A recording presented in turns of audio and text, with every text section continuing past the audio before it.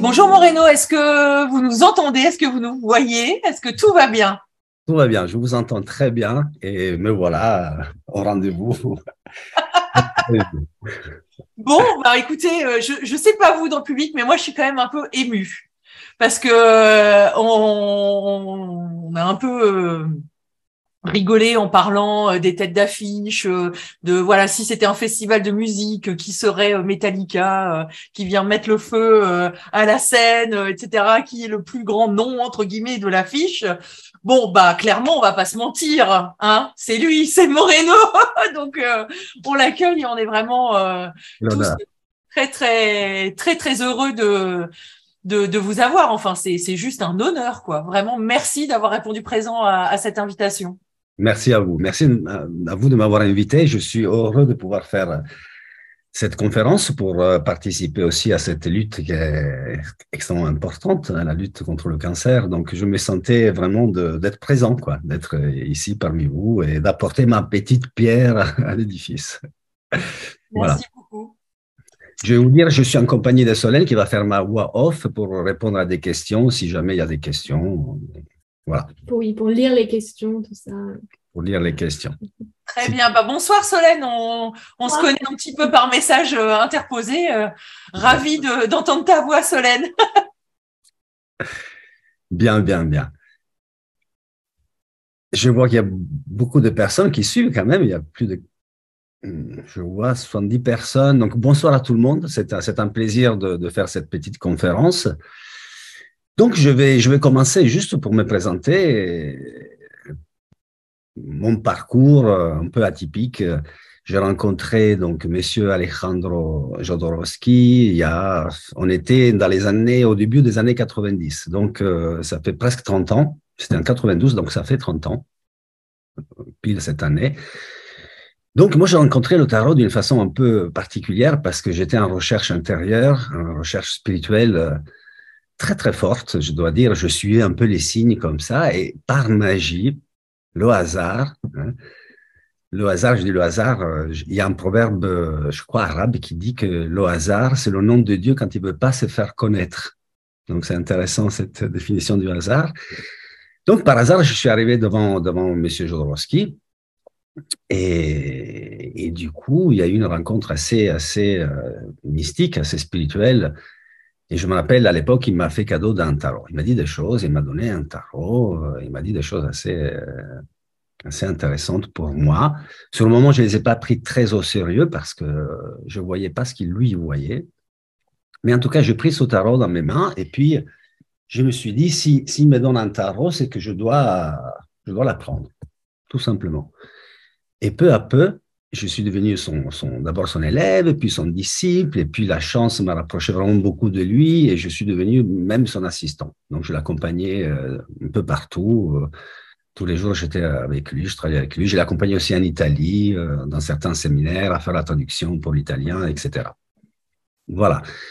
Donc, ça a été ma rencontre avec lui, et surtout ce que j'ai découvert avec le tarot, donc j'ai passé plus de 20 années avec lui, hein, proche de lui, et en fait, j'ai entendu un peu des histoires sur le tarot qui sont toutes très intéressantes et voilà, je ne veux pas dénigrer aucune de ces histoires-là, mais Alejandro m'a transmis une connaissance de ce tarot et ce qu'il m'a enseigné, c'est que le tarot n'était pas un instrument pour lire l'avenir. C'était pas ça. Surtout que l'avenir prend racine dans le présent. Tout futur prend racine aujourd'hui. Donc, le futur est intrinsèquement lié à nous aujourd'hui, à qui nous sommes nous, à nos actions d'aujourd'hui, à nos choix d'aujourd'hui. Mais pour bien comprendre qui nous sommes, nous devons voir aussi d'où nous venons, quelle est notre origine, quelle est notre culture, quelle est la famille qui nous a fait grandir, nous a éduqués, etc. Donc, il fallait faire aussi un travail personnel profond avec le tarot. Il ne s'agissait pas juste d'apprendre des cartes comme ça et c'est tout. Et pour la petite histoire, Alejandro était un passionné des tarots. Vraiment, il était très, très passionné par les tarots. Comme on dit ça, il collectionnait tous les tarots qu'il rencontrait, il les collectionnait. À l'époque, il avait plus de 1000 tarots. Et puis un jour, il rencontra André Breton, donc le surréaliste, poète, écrivain du mouvement surréaliste. Et il lui révèle, il lui dit, moi-même, je ne comprends pas grand-chose vraiment à ce tarot, mais le seul qui en vaut vraiment la peine, c'est le tarot de Marseille. Et pourquoi alors? Il s'est mis à étudier ce tarot et il s'est dit, il n'y a aucun maître qui peut m'enseigner le tarot parce que quand on a fait des recherches, on a vu que le tarot a toujours été mal compris. On l'a toujours associé à d'autres disciplines comme la Kabbale, l'astrologie, et puis j'en sais quoi encore, d'autres choses qui n'ont rien à voir à strictement parler, ça n'a rien à voir avec le tarot. Excusez-moi, mon français, parfois je balbutie parce que voilà, j'ai passé beaucoup de temps en Italie dernièrement, donc je dois retrouver un peu mon français, mais voilà, pardonnez-moi. Donc il disait, c'était le tarot de Marseille qui avait une vraie valeur, et effectivement, quand on s'est mis à l'étudier et à le comprendre peu à peu, à déchiffrer son message, on s'est aperçu que c'était un monument, c'était une œuvre sacrée, et par essence, elle était parfaite. On ne pouvait pas la transformer, on ne pouvait pas la changer, on ne pouvait pas en faire une œuvre d'art parce qu'on amputait, on mutilait ce monument qui était par essence parfait. Et on estime que c'est une œuvre tellement parfaite qui a été transmise, a été révélée à l'homme. C'est une œuvre révélée, ce n'est pas quelque chose qui sort de la pensée d'un être humain comme ça. C'est une œuvre qui est passée par l'être humain, mais qui a été donnée par l'inconscient, par la divinité, par l'univers, par les extraterrestres, comme vous voulez.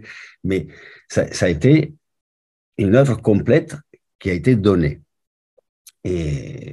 Et donc, on ne peut pas la transformer, on ne peut pas en faire d'autres œuvres d'art parce que on la transforme, on perd son essence.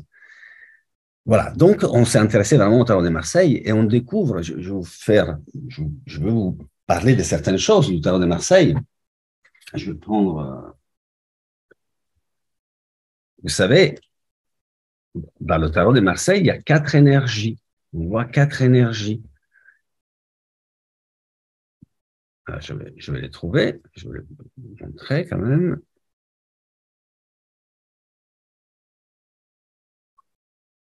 Voilà. Il y a 4 énergies.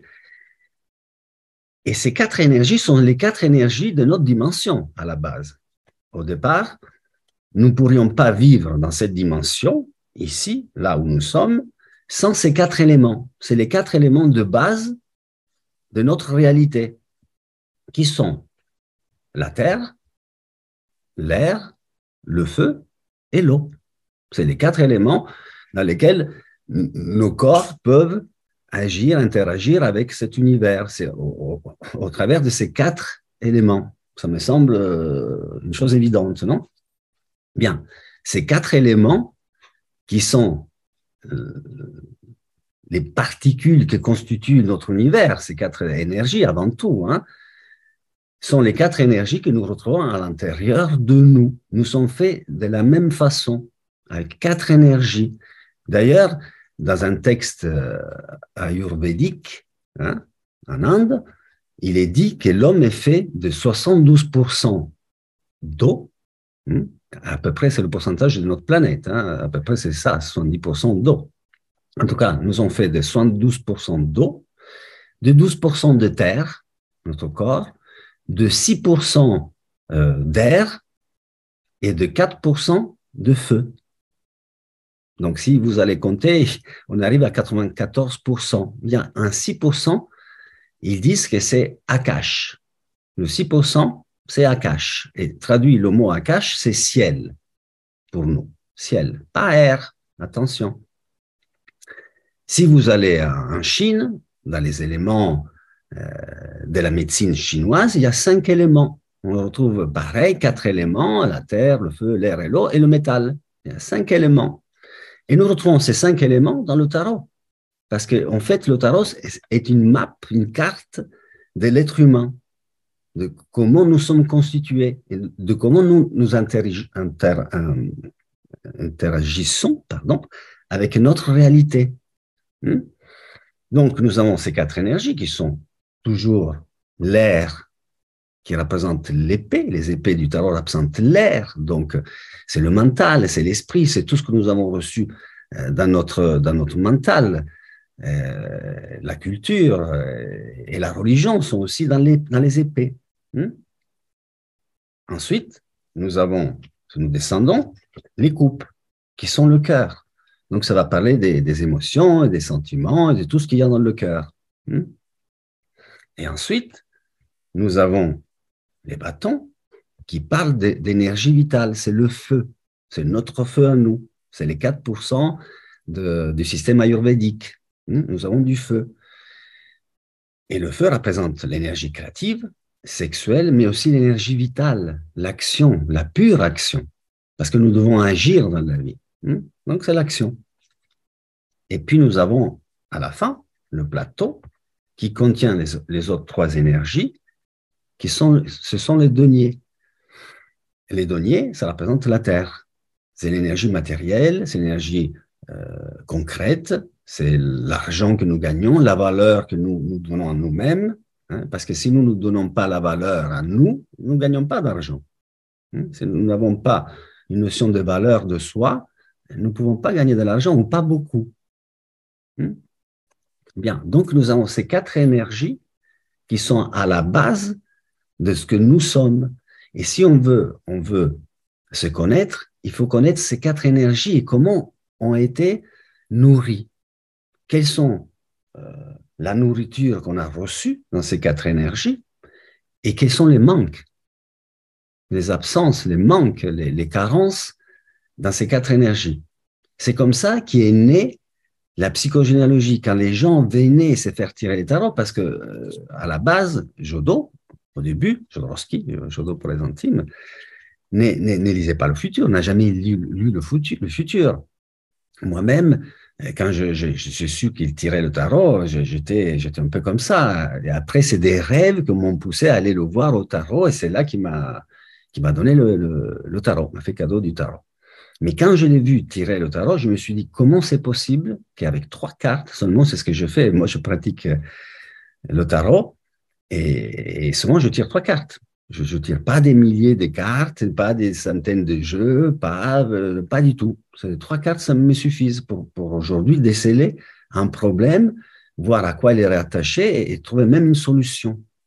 Mais pourquoi? Mais parce que je me connais moi-même, ça fait 30 ans que je m'étudie, que j'étudie mes 4 énergies, que j'étudie mon arbre généalogique, mon passé, parce que pour savoir qui je suis, il faut que je sache d'où je viens. Et pour savoir d'où je viens, il faut approfondir, parce qu'on pense se connaître, il faut approfondir réellement le passé, mais à travers la voie de l'inconscient, voir qui sommes-nous dans l'inconscient, qu'est-ce que nous a été transmis. Donc, nous avons ces 4 énergies qui sont placées dans un certain ordre. Dans le tarot, nous avons un schéma basé sur les numéros. Et tout le tarot est basé sur le chiffre 10, en réalité. Tous les numéros, toute la structure des numéros du tarot sont basés sur le chiffre 10. Je ne pense pas que je vais le faire ce soir, parce que voilà, ça serait peut-être un peu trop long. Est-ce que tu as des questions aussi? Parce que... Pour l'instant, il n'y a pas de questions, c'est beaucoup de commentaires. Et là, il y a Maria Julia qui dit très très intéressant de voir le tarot différent. Bien, parfait. Donc, ces 4 énergies. Alors, le tarot déjà. Après, je reviens sur les 4 énergies aussi. Vous savez, le tarot, ce tarot que j'utilise moi, il remonte à 1471. Et on sait qu'il y a des premières cartes qui sont sorties vers l'année 1000. Donc, on ne sait pas d'où il vient le tarot réellement. C'est un mystère. Hein?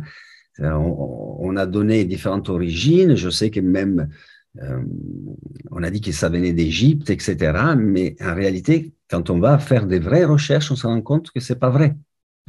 C'est un vrai mystère. Et c'est pour ça que nous pensons que le tarot, c'est le tarot de Marseille, parce que tous les jeux ont été copiés ensuite, tous les jeux du monde ont été copiés du tarot de Marseille, qui est un jeu anonyme. Il ne porte pas le nom d'un ego, d'une personne, d'un ego, en fait, non?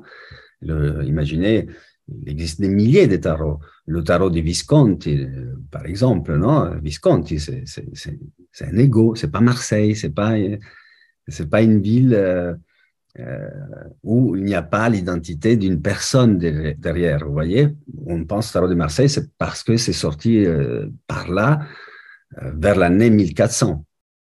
Après, on pense que ça soit sorti d'abord en Italie, mais en fait, de ce que moi j'ai reçu comme connaissance, le tarot était étudié par une lignée de personnes et était transmis de maître à élève. Cette connaissance était transmise comme ça de maître à élève dans le secret. Et quand la Sainte Inquisition est arrivée, le tarot a été donné au peuple pour qu'il puisse se conserver. D'ailleurs, on a fait un jeu. D'abord, c'était un jeu pour jouer, vous voyez, un jeu de hasard, non? Jouer pour de l'argent, etc. On a mis de côté les majeures parce qu'on ne les a pas comprises. Et c'est après des ésotéristes qui ont ressorti les majeures, qui ont commencé à essayer de comprendre qu'est-ce que c'était. Mais le jeu a été donné au peuple pour qu'il se préserve, pour qu'il ne soit pas brûlé, détruit. Donc, c'est ça que moi, j'ai reçu comme connaissance. Et effectivement, après, c'est ressorti. On a retrouvé à peu près vers 1600, 700, on a commencé à donner beaucoup d'importance au tarot. Il y a quelques ésotéristes connus, Papus, Eliphas Lévy, qui ont repris le tarot, ont changé. Et les tarots, on a prétendu corriger des fautes, des erreurs dans le tarot. Par exemple, on prend l'ermite ou le soleil et on a corrigé. On a corrigé comme ça parce que le soleil, je prends l'ermite, parce que ce n'est pas écrit réellement comme ça devrait être écrit en chiffre romain, parce que c'est le 10 et puis le X et le 1 avant pour dire 9. Alors qu'ici, il y a un 5, alors, je ne sais pas si on le voit bien, mais il y a un 5 plus 4 lignes. Donc, on pense que c'est une erreur. Mais en réalité, non, ce n'est pas une erreur, ça dit des choses, c'est un symbole qui est caché. Vous savez, je suis allé pendant des années donner des conférences et des stages en Italie et sur la place de Padoue, la place centrale, je ne me rappelle plus comment elle s'appelle, il y a une montre, une vieille horloge de quelques siècles qui est sur cette place centrale à Padoue, Padova. Et quand vous regardez les chiffres qui sont écrits en chiffres romains, le cadran est écrit en chiffres romains, quand on arrive au 9, le 9 n'est pas écrit de la façon normale, un chiffre romain. C'est écrit de cette façon, comme dans le tarot. Ce n'est pas une erreur. Et sur cette horloge, il y a des symboles francs-maçons, astrologiques, etc. Donc, c'était destiné à qui avait la connaissance, ce genre de message, et pas au peuple. Les gens du peuple ont corrigé, vous voyez, même des grands ésotéristes ont corrigé le tarot de Marseille. C'est comme si je mettais à corriger Notre-Dame.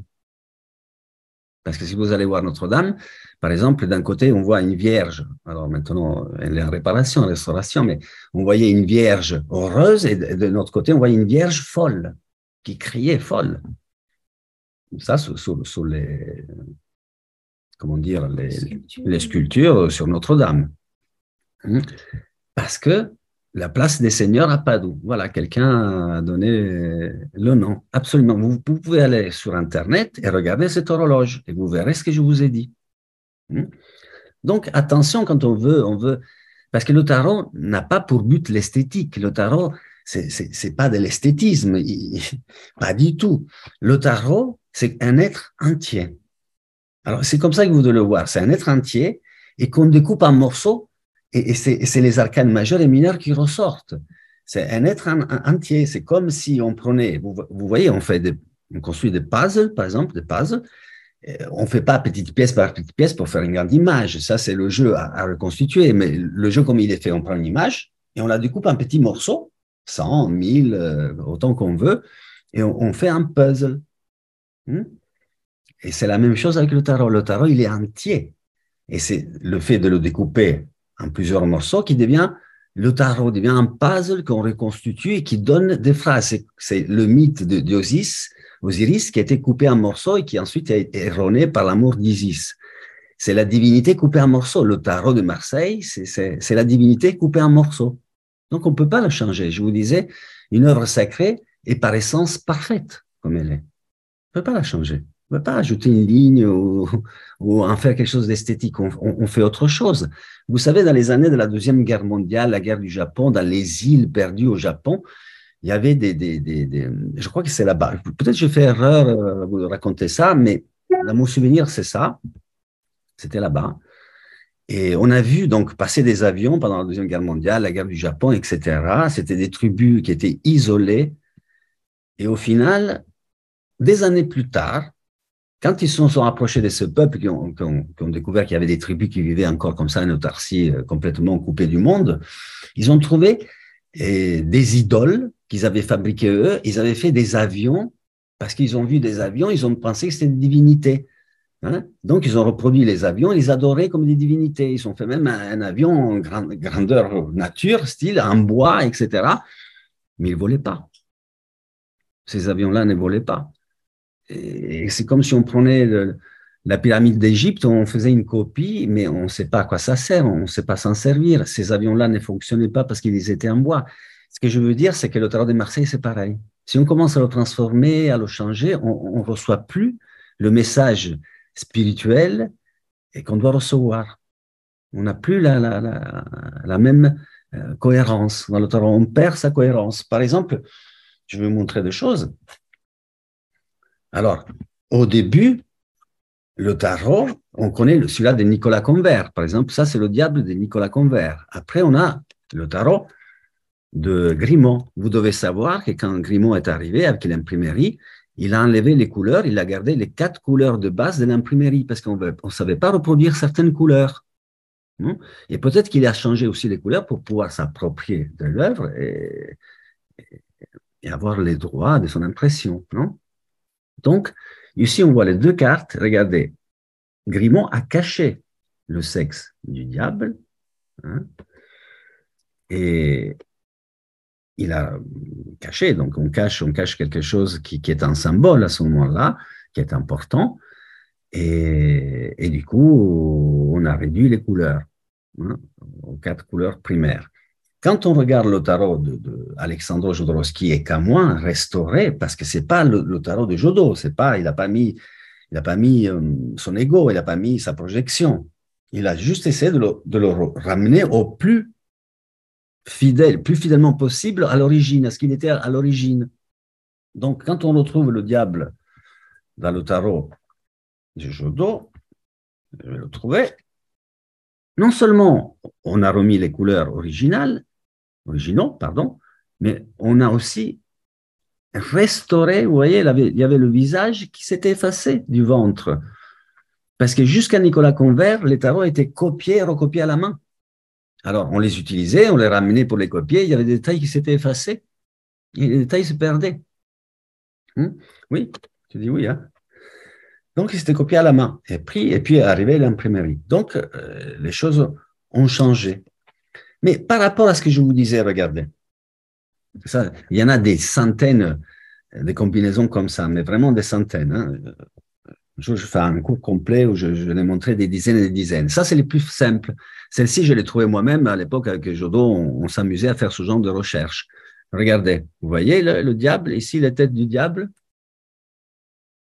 L'arcane sans nom coupe la tête. Je vois mal parce que est-ce que je peux me mettre plus en grand peut-être pour voir est-ce que je peux faire ça? Voilà, là, je vois mieux. Parfait. Super. Nous, on voit bien. OK, mais moi, je n'arrivais pas à voir. Donc, regardez. Vous voyez, ici, on voit que ça coupe la tête des diablotins. Donc, on ne peut pas transformer des détails. On peut pas les changer. Et il y a des détails du tarot comme ça, ou par exemple, plus simple. Je vous montre d'abord les plus grossiers, on va dire.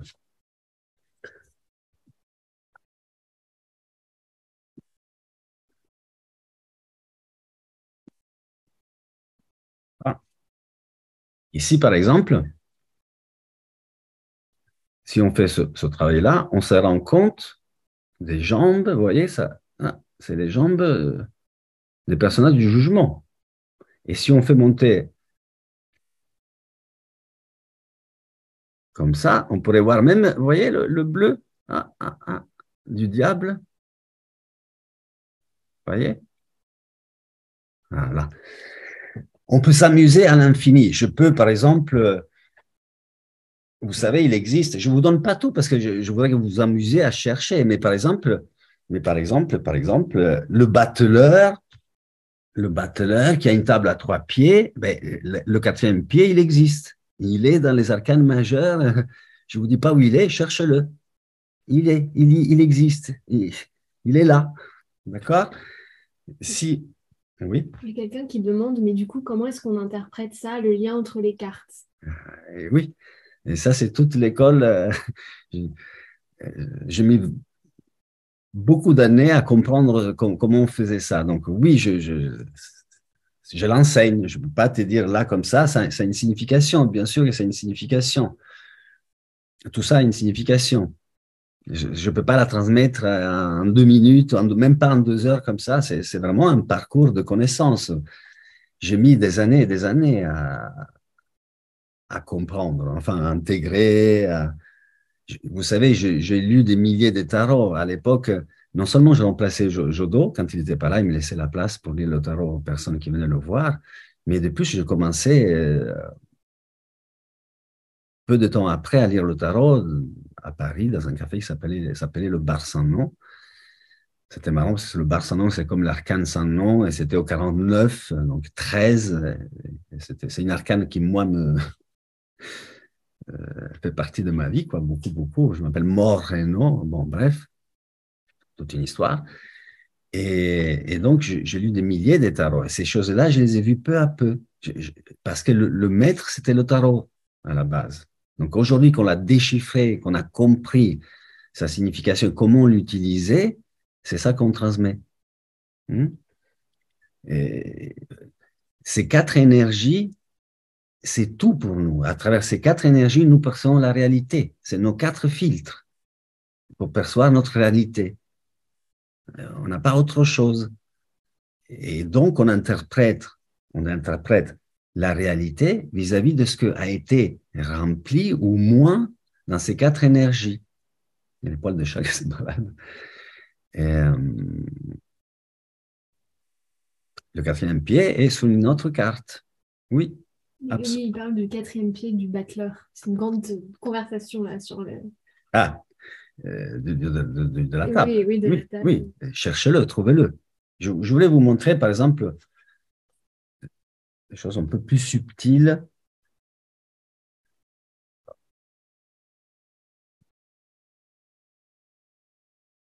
Faire avec toutes mes cartes, voilà.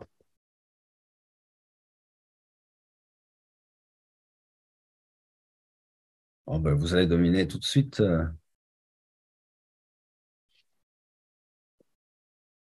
Vous voyez l'aile de l'aigle? Elle est là. On pourrait aussi donner la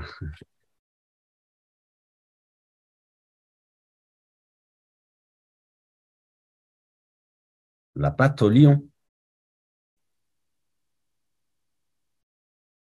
On peut s'en amuser de différentes façons. Vous voyez? Comme ça, j'ai la crinière, je peux la longer. Ici, je trouve la patte, du coup. La faire encore plus, voilà, plus lion, comme ça, peut-être. Vous voyez? Vous voyez? C'est parfait. Il y a quelqu'un qui dit les jambes de la femme du monde et celles du pendu aussi ont un point commun. Oui, absolument. Et ça, c'est comme si les deux se regardaient dans un miroir, enfin, vous voyez, dans un lac, hein, ou un miroir, pourquoi pas, au sol. Ils se réfléchissent. Vous voyez, la même forme de pied. Absolument. Proposes-tu des formations, comme tu dis? Proposes-tu des formations pour développer ceci? Oui, c'est ce que je fais depuis des années. Alors, il y a des cours aussi enregistrés, hein, parce que maintenant, je ne refais plus trop les bases, etc. Mais il y a des explications qu'il faut connaître du début, la structure du tarot, les couleurs. Euh, Si on va regarder la structure qui est un double carré, le double carré représente l'homme. Dans toutes les traditions spirituelles, il s'agit toujours d'un double carré. Les soufis, le symbole des soufis, c'est un carré plus un carré debout. Hmm? Sous sous le carré de base, c'est le carré terre et le carré ciel. Le yichin, ou yikin, je ne sais pas comment on dit en français, yichin, je crois qu'on dit. Et c'est pareil. On a le carré terre et le carré ciel. C'est comme si, pareil, on prenait le I Ching et je commençais à le transformer, les images, à faire une œuvre d'art. Mais ce n'est pas une œuvre d'art, vous comprenez? Le but n'est pas l'esthétique, parce qu'aujourd'hui, les œuvres d'art sont basées sur l'esthétisme. Ça me plaît pas. Mais une œuvre d'art, sa vocation n'est pas l'esthétique. La vocation d'une œuvre d'art, c'est guérir ou élever la conscience. C'est à ça que ça sert l'art. Pas à vendre des millions parce que moi ça me plaît, je l'achète des millions parce que c'est, comment dire, c'est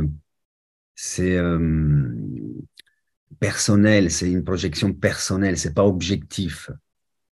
Vous comprenez ça? Est-ce que je m'explique bien? Oui, il faut lire La Voix du tarot de Jodorowsky. Il y a tout enfin, il y a tout. Il y a beaucoup. Il y a beaucoup. Beaucoup de gens me disent j'ai du mal à comprendre, etc. Je ne sais pas. Moi, ce livre, je l'ai appris, je n'ai pas lu le livre. Des fois, je regarde même ce livre parce que je l'ai, etc. Mais j'ai appris directement avec Alejandro. Je n'ai pas besoin du livre. Tout ce qu'il y a dans le livre, je le connais. Je l'ai intégré avant bien que le livre existe. Parce que le livre est sorti bien tard. Ça faisait des années qu'on étudiait déjà avec le tarot de Grimaud, d'abord. Après, c'était difficile de changer parce qu'on a dû changer les significations du tarot parce que si l'empereur dans Grimaud avait les chaussures blanches et dans le nouveau, il a les chaussures rouges, c'est pas du tout la même chose. On a dû s'adapter aux nouveaux couleurs. Et aux symboles aussi qui sont ressortis. Par exemple, on dit toujours que la maison de Dieu, elle est négative, que c'est une catastrophe, que c'est pas possible.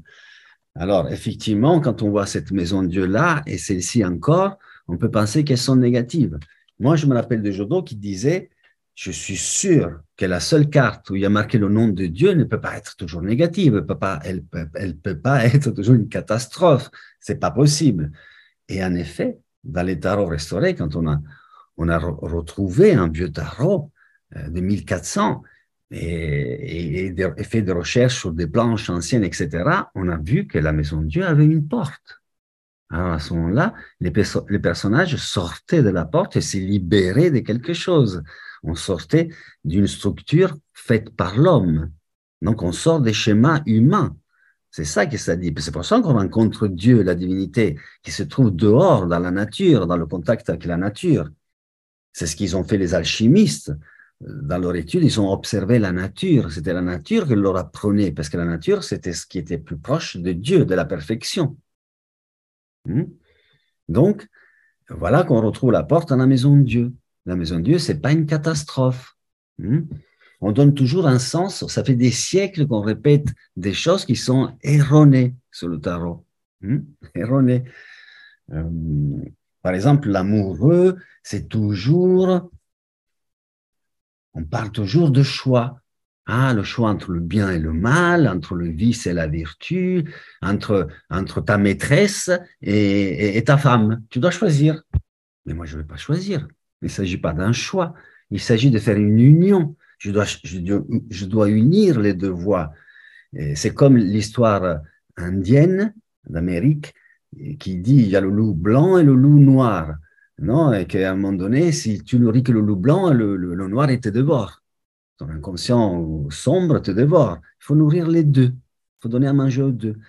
Je n'ai pas à choisir entre ma femme et ma maîtresse. Je dois avoir une femme qui remplit les deux rôles, que ce soit ma femme, ma maîtresse, mon amie, etc. Je n'ai pas à avoir 13 femmes autrement. Parce que l'homme qui fait ça, il est coupé en deux. C'est lui qui est coupé. Il ne doit pas choisir. Il doit s'unir. Vous comprenez? La carte de l'amoureux, c'est une carte d'union. Pas de choix, pas de séparation, pas de division. Pas du tout. Il y a des questions. Il parle de la voix du tarot. Quelqu'un dit que j'ai commencé à prendre le tarot avec la voie du tarot et j'ai bloqué au mineur. Et il parle de... Parce qu'il parlait, il disait que le Les cycle, mineurs, c'est bien. je te les explique en 2 heures. Même j'ai un cours que je suis en train de monter en français que je vais donner, mettre sur YouTube, où j'explique tout ça, la structure. C'est pour ça qu'on ne peut pas connaître les majeurs si on ne connaît pas les mineurs en réalité. C'est comme si on connaissait une partie et pas tout. Moi, quand j'utilise les majeurs, j'utilise les mineurs. Moi, je n'ai pas besoin d'utiliser tout le jeu pour utiliser les mineurs. Et si j'utilise les mineurs seulement, j'utilise aussi les majeurs. Parce que c'est un jeu complet. Parce que je connais la médecine du corps. Je ne connais pas que le bras. Ah, les jambes, comment fonctionnent les jambes, et c'est les arcanes mineurs ou majeurs. Je connais tout le corps, je connais toute la structure. Donc, la structure, je te l'explique en 2 heures. Il y a un cours de 2 heures et tu vas comprendre les mineurs parfaitement. Parfaitement. Parce qu'on doit les. Le tarot, ça s'apprend. C'est pas juste je le prends et je donne libre cours à mes intuitions. Parce que tes intuitions, souvent, sont des projections. Il faut faire un travail personnel pour sortir des projections, pour se connaître, s'évider et être complètement un réceptacle vide quand tu reçois l'autre. Sinon, tu projectes, on n'est pas dans le vrai. Et ça s'apprend.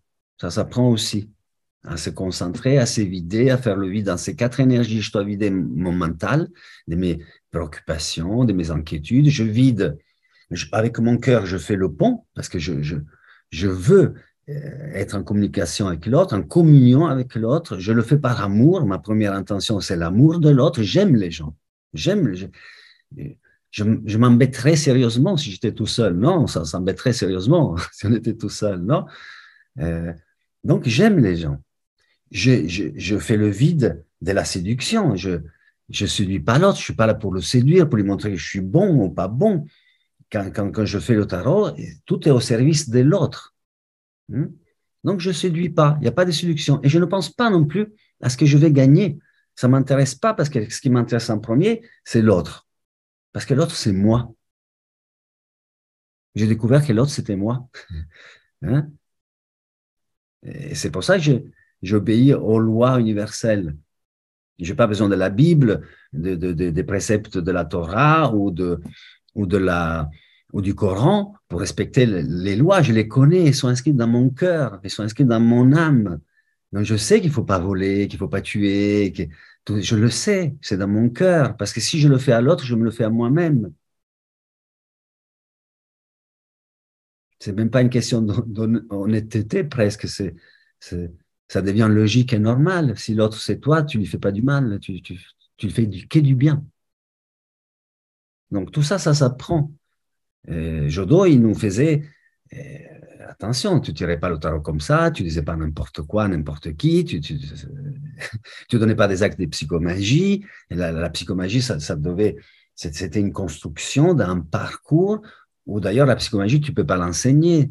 Peut-être que la psychomagie, tu peux expliquer ce que c'est, s'il y a Oui. des gens qui ne connaissent pas très bien. Oui. En réalité, la psychomagie, qu'est-ce que c'est? C'est une des solutions qu'on a trouvées une fois qu'on a compris l'être humain, d'où il venait ces blocages, ces problèmes qui sont toujours reliés à ces 4 énergies. Vous savez, si vous tombez malade, s'il y a quelque chose vraiment qui ne va pas dans votre vie ou dans votre santé, demandez-vous où ça ne va pas dans ces 4 énergies. Parce que c'est forcément là. Le problème se cache là. Ou dans mes relations affectives, amoureuses, ou dans ma relation avec la réalité, avec l'argent, avec la profession, le travail, ou dans mes idées, dans mes pensées, ou alors dans mon énergie vitale, dans ma créativité, dans ma sexualité. La créativité, ça va, en général, elle est refoulée ou pas, mais dans la sexualité se cachent beaucoup de problèmes qui ne sont rien d'autre que le reflet de problèmes qui sont reliés aussi aux autres 4 énergies. Parce que les énergies doivent être équilibrées et dans un stade de construction. Si une énergie est trop forte, elle peut commencer à envahir l'autre énergie. Par exemple, je fais des exemples, comme ça vous allez comprendre parce que tout est là. Après, tu vois les questions. Ça, c'est mon mental. Et ça, c'est mon cœur. Si les idées sont trop fortes, si on m'a inculqué que, par exemple, tu ne peux pas aimer qui tu veux, tu dois aimer quelqu'un de ta couleur de peau, de ta religion, de ton niveau social, etc. Alors, quand je rencontre l'amour, si je rencontre, la tête va couper. Il va dire non, c'est les épées qui vont descendre, hein, dans la coupe et vont la refroidir. Donc, je vais anesthésier mon cœur, je ne vais plus savoir ce que je veux vraiment, qui j'aime vraiment. Ça arrive aussi quand on nous établit un parcours tout fait. Tu dois apprendre le commerce de ton père, par exemple, le negozio, le commerce, je ne sais pas, de lunettes, non? Tu dois reprendre le commerce des lunettes, non? Alors,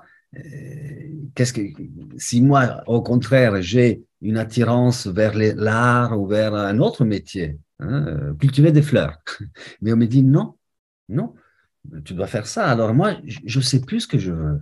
Je m'éloigne de moi-même. Donc, je ne sais plus ce que je veux. Il y a un envahissement de l'énergie mentale sur mon énergie de cœur. Et c'est valable aussi pour l'amour, par exemple. Hein. Ou alors, regardez ça. Je viens d'une religion trop stricte, une morale trop dure, trop ferme. Et qu'est-ce qui se passe? Si cette énergie commence à envahir les bâtons, regardez, même métaphoriquement, l'épée coupe les bâtons. Donc, coupe l'énergie créative. Si on te dit la créativité, c'est de la merde, excusez-moi, eh bien, ton idée va couper ta créativité. Parce que tu vas adopter cette idée et elle va devenir tienne. Donc, tu ne peux pas te réaliser avec la créativité. Si la morale est trop forte, trop dure au niveau de la sexualité, à ce moment, l'idée coupe la sexualité. Et voilà qu'arrivent les problèmes de frigidité, d'impuissance, de difficulté d'expression de la propre sexualité, etc. Vous voyez, l'énergie envahit un autre centre. Si le denier envahisse, ça je vais vous faire des gros exemples très parlants, si les deniers envahissent le bâton, à ce moment-là, on met l'argent avec la sexualité. Et arrive la prostitution, on vend son corps. Si, un autre exemple, c'est la coupe qui descend dans les bâtons, on infantilise la sexualité, on ne cherche pas un partenaire sexuel, on ne cherche pas un maman, ou alors on a et ça existe dans notre réalité, des penchants pédophiles, une tendance pédophile, parce que la sexualité est infantilisée par la coupe qui descend, qui est infantile. Alors, qu'est-ce que ça dit Est-ce que vous avez des questions? Voyons les questions. Une question, mais du coup, on ne lit pas le tarot avec son intuition. Non, non. L'intuition, c'est la dernière chose qui arrive. L'intuition est basée sur la connaissance et la conscience. Tu as conscience de certaines choses et tu as la connaissance, et de là arrive l'intuition. Elle n'arrive pas comme ça, l'intuition, du néant. Non, il y a une logique, il y a une cohérence, et cette logique et cette cohérence t'amènent à l'intuition, c'est-à-dire que ça t'amène au résultat sans passer par le raisonnement logique. Mais parce que tu as la connaissance, tu as une conscience. Si vous allez lire le mot intuition dans le dictionnaire, il dit à peu près ça, il dit que l'intuition, c'est une vérité. Autrement, ce n'est pas une intuition d'ailleurs, hein, d'abord. Donc l'intuition, c'est une vérité qui est appréhendée par l'être. Hein. On appréhende une vérité sans passer par le raisonnement logique, par le cerveau. Voilà. Mais attention, donc d'où elle vient l'intuition? Parce que sinon, ce n'est pas une intuition, ça doit être une vérité. Quand j'ai une vraie intuition, une vérité, et je l'annonce à la personne, elle le sait. L'autre jour, il y a une semaine, j'ai fait l'arbre, une femme qui a déjà une quarantaine d'années. Hein. Donc, je faisais l'arbre, psychogénéalogie, et après je parlais des actes, je faisais la psychogénéalogie, et je lui dis, regarde ta sœur, regarde, elle est lesbienne.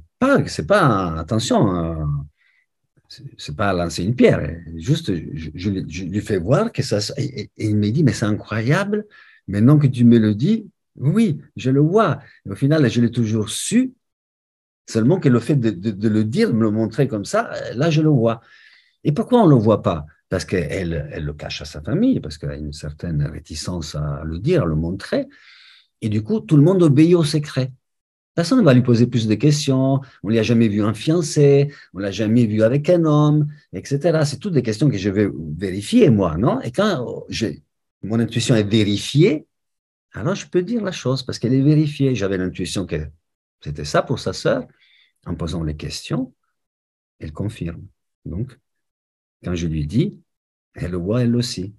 Ça, c'était l'intuition, mais guidée par la connaissance et la conscience. Pas que d'un coup, comme ça me vient de nulle part, ta sœur aime les femmes. Et elle s'en cache, elle en souffre. C'était ça le problème, attention. Hein. Ce n'était pas parce qu'elle aimait les femmes. Le problème, c'était qu'elle s'en cachait de sa famille. Elle ne pouvait pas vivre au grand jour ça. Et qu'elle a déménagé près de sa famille, mais pas très près. Parce qu'elle se dit, ah, c'est pour ça alors qu'elle n'a pas déménagé tout près. Oui, parce qu'elle veut son intimité, elle veut préserver sa vie personnelle intime. Du coup, quelqu'un pose la question, psychogénéalogie effectuée par le biais du tarot, comment? On peut le faire par le biais du tarot, mais à nouveau, c'est une connaissance. Moi, je commence c'est quand mardi prochain, je commence des sessions qui sont abordables vraiment par tout le monde parce que c'est une session de 2 heures que je fais chaque mois. J'en ferai 10 au moins, où je transmets toutes les informations, enfin, de base. Vous pouvez accompagner ce travail avec le livre de métagénéalogie de Jodorowsky et apprendre concrètement comment on fait un arbre généalogique et quelles sont les informations qu'on doit étudier, trouver et comment on peut se baser à faire des interprétations à partir de là. Le tarot, il nous a ouvert la voie de la psychogénéalogie. Vous savez, c'est le tarot. Il y a eu deux précurseurs en France. D'ailleurs, je crois que ça a été dans le monde au début, c'est arrivé en France, sous la psychogénéalogie. Il y a eu Anne Ancelin-Schutzberger et Alexandre Jodorowsky. Tellement qu'Anne Ancelin, à l'époque, je peux vous raconter ça, il a cru que Jodor avait volé sa connaissance, mais pas du tout parce que c'était très différent. Elle fait le généagramme sur lequel moi, si je vois ça, je ne comprends rien. Avec ce système-là, moi, je ne comprends rien. C'est très intellectuel. Alors que chez Jodot, c'est organique, ça vient de l'expérience. Donc, on fait un schéma complètement différent qui est toujours basé sur le double carré. Sur le double carré. Parce que toute la réalité, elle est ici, dans ce double carré, carré terre, carré ciel. Et c'est la même chose dans notre arbre généalogique. Donc, on dispose les personnages dans un double carré et on les voit. On prend la vision de l'inconscient, parce que l'inconscient a une vision globale de la chose, alors que le côté conscient, rationnel, il voit les détails et les petites choses comme ça, mais il ne peut pas regarder d'une façon complète. Je vois qu'il y a des questions. Alors, la prochaine question, les mémoires akashiques derrière ces intuitions.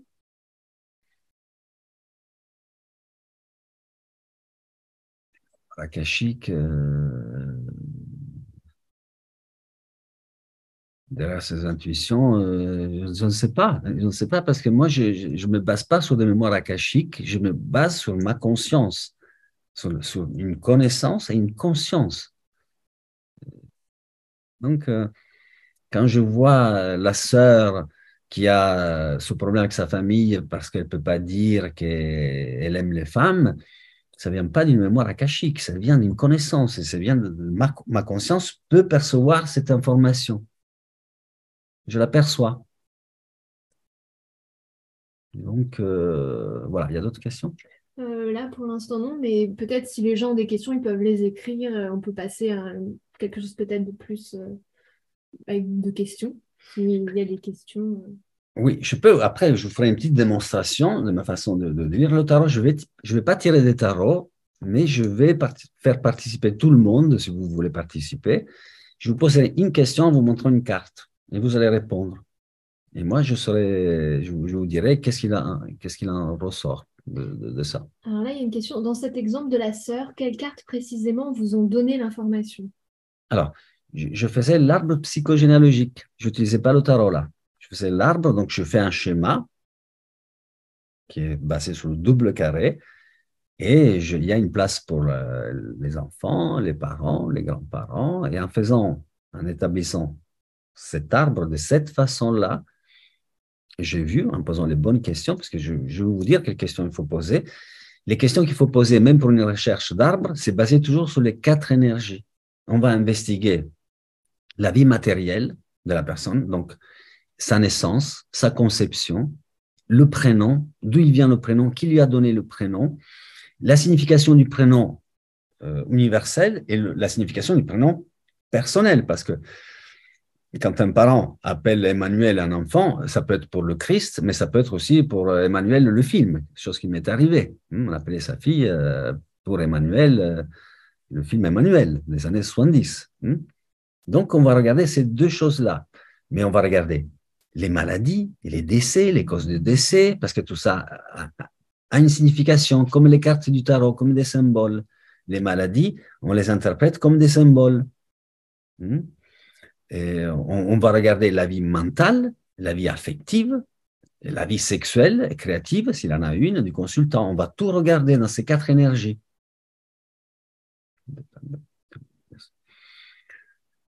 Voilà, donc c'est comme ça. Après, en connaissant l'être humain, en vous connaissant vous-même, vous commencez à connaître l'être humain en général. Parce qu'il y a toujours, vous savez, on peut être blanc, jaune, noir, le sang est toujours rouge. Notre sang est rouge. Nous sommes des êtres humains, nous sommes faits de la même pâte, nous sommes faits de ces 4 énergies. C'est pour ça qu'il est dit dans la Torah et même dans la Bible que nous venons de la terre. Hein? Mais il y a ces 4 énergies. Enfin, dans la Torah, il est dit que nous venons de la terre des 4 directions, les 4 points cardinaux, qui sont les 4 énergies. Donc, nous sommes faits avec ces 4 énergies. Il faut se connaître, il faut connaître qui nous sommes dans ces 4 énergies. Alors là, il y a une question de Carole qui demande, quand nous ne possédons pas toutes les informations de notre arbre, est-ce possible de réaliser un tel travail énergétique? Absolument. Parce que les manques, c'est comme les parties présentes. S'il y a une partie manquante, je la comprends, je l'interprète, même ça a une signification. Si mon père a été absent, mon grand-père, eh bien, ça rentre en compte dans l'interprétation du schéma global. Il y a un manque là. Donc, c'est très important le manque, plus que la présence à ce moment-là. Je peux avoir un père présent physiquement, mais absent spirituellement. Alors, je ne sais pas qui il est. Moi, mon père, je n'ai jamais su qui il était. Enfin, physiquement, oui, mais pas spirituellement. Il était tellement mystérieux que même quand Jodo, j'allais dire mon père spirituel, Jodo, a rencontré mon père et il lui a fait des tarots. Quand il est parti, il s'est retourné vers moi et il m'a dit, ton père, mais quel mystère. Mais quel mystère. On ne le percevait pas. Non? Mais son absence a une signification profonde dans ma vie. Donc ça, on l'interprète aussi. D'autres questions? Oui, alors normalement, les constellations familiales permettent ceci. Je ne sais pas ce que vous en pensez. Oui, mais c'est toujours la même chose. C'est qui te fait le travail? Parce que les constellations familiales sont basées à nouveau sur l'intuition du participant. C'est ce qui va sortir lui. Et je ne connais pas son degré de propreté au niveau de l'inconscient, de sa psychologie et de ses projections. Donc, parfois, il ressort des choses très intéressantes. Mais pareil, c'est difficile parfois à l'éprouver aussi. Maintenant, comme ça, quelqu'un peut avoir le doute, non? Dans l'arbre, c'est un travail qu'on accompagne, on le fait avec l'autre, et l'autre doit arriver au même niveau de conscience. Il faut lui montrer la chose pour qu'il puisse avoir conscience du problème, le voir par ses propres yeux. C'est pas je t'ai dit ça et tu dois me faire confiance. C'est toi-même, si tu fais le travail, je t'amène à le voir. Mais je te donne pas des choses. Je peux te dire des choses que tu peux pas voir, je peux te les dire, mais tu n'es pas obligé de les accepter parce que il faut que toi-même tu puisses les voir. C'est ça le vrai travail. C'est que la personne puisse voir d'elle-même, qu'elle puisse grandir son niveau de conscience. Sinon, à quoi bon? Sinon, la personne ne fera pas le travail. Tu peux lui dire ce que tu veux, elle ne fera pas le travail. Alors, autre question, mais ce travail se fait avec les cartes de tarot? Ce travail peut se faire aussi avec des cartes de tarot. Je répète, on n'a pas besoin. Moi, aujourd'hui, quand je parle avec quelqu'un, je n'ai même pas besoin du tarot. Pour beaucoup de questions, je n'ai pas besoin du tarot. Parce que ma conscience et ma connaissance ont grandi tellement que je n'ai moins besoin. Alors, ça fait toujours plaisir à l'autre, le tarot. Je le prends, hein, il est interactif, il y a des images, des couleurs, et c'est bien, non? Mais pour beaucoup de questions, regardez mes directs, il y en a qui sont enregistrés toutes d'ailleurs sur Facebook. Peut-être on explique, oui, que tu tires le tarot gratuitement tous les mercredis à 19h. Tous les mercredis, je continue la tradition de Jodorowsky, hein, du café. Maintenant, il y a les réseaux sociaux, donc je continue aussi sur les réseaux sociaux à le faire. Donc, je donne de mon temps, de mon énergie gratuitement. Et une fois par semaine, je réponds à des questions. Et si vous allez voir, vous verrez que beaucoup de fois, j'utilise le tarot, mais je peux répondre sans le tarot. Mais parce que j'ai 30 années d'expérience personnelle, j'ai vu des milliers et des milliers de personnes, des milliers, mais quand je dis des milliers, beaucoup. Un jour, on a fait le compte, c'était beaucoup de milliers. Je ne me rappelle plus du chiffre, mais c'était vraiment beaucoup de personnes. Parce qu'en 30 ans, j'ai lu le tarot gratuitement, une fois par semaine, à 15-20 personnes. J'ai remplacé Jodo. J'ai écouté ses tirages, donc j'ai écouté des milliers de tirages avec Jodo pendant 25 ans, jusqu'à quand il est parti, qu'il a laissé le téméraire pour se dédier à son art. Et toutes les consultations que j'ai faites privées. Donc, il s'agit vraiment de milliers de tirages. Donc, à ce moment-là, vous développez forcément une acuité spirituelle et psychologique. Un jour, on a posé la question à Jodo, est-ce que tu peux dégommer, il parlait du Bouncer, c'est une bande dessinée qu'il a écrit Jodo, donc d'un cow-boy qui chopait une pièce de monnaie à 100 mètres, non, en tirant. Et donc, le journaliste, il pose cette question, il dit, mais vous tirez aussi, est-ce que vous êtes capable de choper une pièce de monnaie à 100 mètres? Il dit, non, pas du tout, je ne sais pas tirer. Il dit, mais par contre, je te dégomme un psychisme à 200 mètres. Parce que lui, je le vois.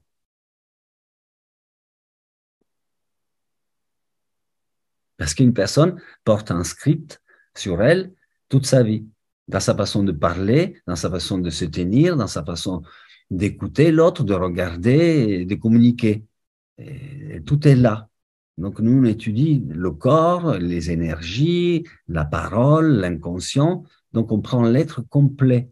Et à partir de là, c'est ça l'étude du tarot. Quand on étudie les arcanes, c'est pas elles, les arcanes. Si, mais le vrai arcane, c'est l'être que tu as en face. C'est l'humain, l'arcane. Chaque humain, chaque être humain est un arcane. Il faut le dévoiler. Par contre, tous les êtres humains sont faits de la même manière, avec ces 4 énergies, ils ont du sang rouge, etc. Donc, il faut étudier ces 4 énergies, il faut les comprendre, et il faut les comprendre à travers sa propre expérience personnelle et à travers l'expérience qu'on fait avec les autres.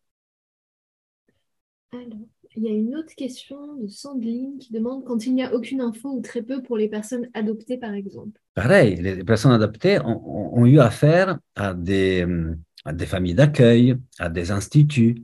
Donc, on analyse la relation qu'il y a eu dans ces familles d'accueil, avec l'institut, avec les différents personnages qu'il a rencontrés dans sa vie. Et on décèle tout de suite qui sont ces archétypes. Tout de suite. Il suffit que je pose quelques questions, comme qui a été le premier homme qui a compté pour toi dans ta vie, qui a été la première femme qui a compté pour toi dans ta vie, et j'écoute l'inconscient. Attention, je n'écoute pas le conscient. J'écoute ce qu'il y a derrière, ce que la personne va dire inconsciemment. Il faut apprendre à lire l'inconscient. C'est ça qu'on fait avec les tarots. On lit l'inconscient des gens. On ne lit pas le futur. On ne prédit pas le futur. On est des charlatans si on fait ça, sans le savoir. Parce que parfois, on fait des prédictions qui s'avèrent, mais sachez que le cerveau est fait de cette manière-là. Si je fais une prédiction, votre cerveau va la réaliser, quelle qu'elle soit négative ou positive, votre cerveau va la réaliser. Parce que je vous fais la prédiction. C'est une loi. Et combien de fois j'ai eu des personnes que j'ai dû traiter, parce qu'ils avaient reçu des prédictions négatives, mauvaises. Donc, je devais enlever de leur cerveau la prédiction mauvaise, la remplacer avec quelque chose de positif.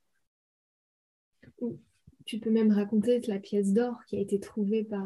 Oui, regardez, ça explique très bien comment fonctionne le cerveau. Il vient un jeune homme italien, et je ne me rappelle pas quel était le problème, et je lui donne un acte de psychomagie. Donc, les actes de psychomagie sont des actes symboliques. C'est comme des psychodrames. On fait quelque chose qui, en réalité, parle à l'inconscient. S'il me manque une information à la naissance, dans un acte, je peux lui donner cette information-là, me la donner, et échanger comme ça un programme de ma vie. Donc, il vient ce jeune homme, et je donne un acte à faire avec une pièce d'or. Je dis de se procurer une pièce d'or, etc., et de faire un acte. Et lui me dit, mais où est-ce que je vais trouver la pièce d'or? Et moi, je lui dis, t'inquiète pas, tu vas la trouver. Tu vas la trouver. Et lui, il revenait, je lui disais autre chose, il revenait sur la pièce d'or, mais je dis, tu vas la trouver, je te dis que tu vas la trouver. Mais moi, je lui disais, tu vas la trouver dans le sens, tu cherches, tu vas la trouver, tu vas trouver à l'acheter, cette pièce d'or, dans une comment dire, une d'ordeur, voilà, une bijouterie, voilà, qu'est-ce que j'en sais, non? Non, je disais, tu vas la trouver, tu vas la trouver. Et lui, il a compris qu'il allait la trouver comme ça, qu'il allait tomber du ciel, la pièce d'or, d'accord? Il est revenu, je ne sais plus combien de mois après, un an après, et il me dit, ah, mais tu te souviens, etc., tu m'as donné cet acte, ça m'a changé la vie. Et tu avais raison, il me dit. La pièce, je l'ai trouvée. Je dis, non, comment ça? Tu l'as trouvée? Il dit, oui, je l'ai trouvée. Je dis, mais comment ça, tu l'as trouvée? Et il me dit, ah ben, un jour, je suis allé à la lavanderia, à la laverie. La laverie, où on lave, vous savez, dehors, on met des jetons pour laver ses fringues. Donc, je suis allé à la laverie et là, j'ouvre la machine à laver pour mettre mes fringues. Et là, je vois quelque chose qui brille à l'intérieur. Je prends, et il y avait une pièce d'or. Il a trouvé la pièce d'or parce que son cerveau avait compris que j'avais fait une prédiction. Le mage, il lui a dit, tu vas la trouver, la pièce d'or, tu vas la trouver. Hein? Le mage, n'est-ce pas? Et lui, il l'a trouvé. Vous vous rendez compte? Pour trouver une pièce d'or comme ça. Juste parce qu'il a compris que j'ai fait la prédiction qu'il allait la trouver. Mais je ne faisais pas des prédictions. Je disais, tu vas la trouver, tu vas te débrouiller et l'acheter quelque part et la trouver, ta pièce d'or. Vous vous rendez compte? Voilà, ça c'est du réel. Nous, Jodo, il disait, ne faites jamais des prédictions. Jamais. Jamais, parce qu'elles vont s'avérer. Si vous devez faire des prédictions, faites des prédictions positives. Voilà. Parce qu'imaginez-vous, vous posez la question, est-ce que je vais trouver l'amour? Et la personne vous dit non, tu ne vas pas trouver l'amour. Vous êtes maudit. Et cette chose rentre dans votre cerveau et vous pouvez être sûr que vous n'allez pas trouver l'amour. Vous n'allez pas le trouver. Parce que vous allez croire à la prédiction. Et même si vous y opposez, plus vous vous y opposez à la prédiction et plus elle prend force. Et prend de l'énergie. Parce que l'opposition, c'est donner de l'énergie. Donc, elle va se réaliser. J'ai dû même traiter un gars à qui on lui a fait la prédiction de mort. On lui a prédit qu'il allait mourir tel jour, de tel mois, de telle année. Et le gars, j'ai dû lui faire un calendrier factice où chaque jour, on s'approchait de cette date, sans qu'on s'approche réellement de la date. Hein. Et jusqu'au jour où on arrive à la date et je le fais mourir.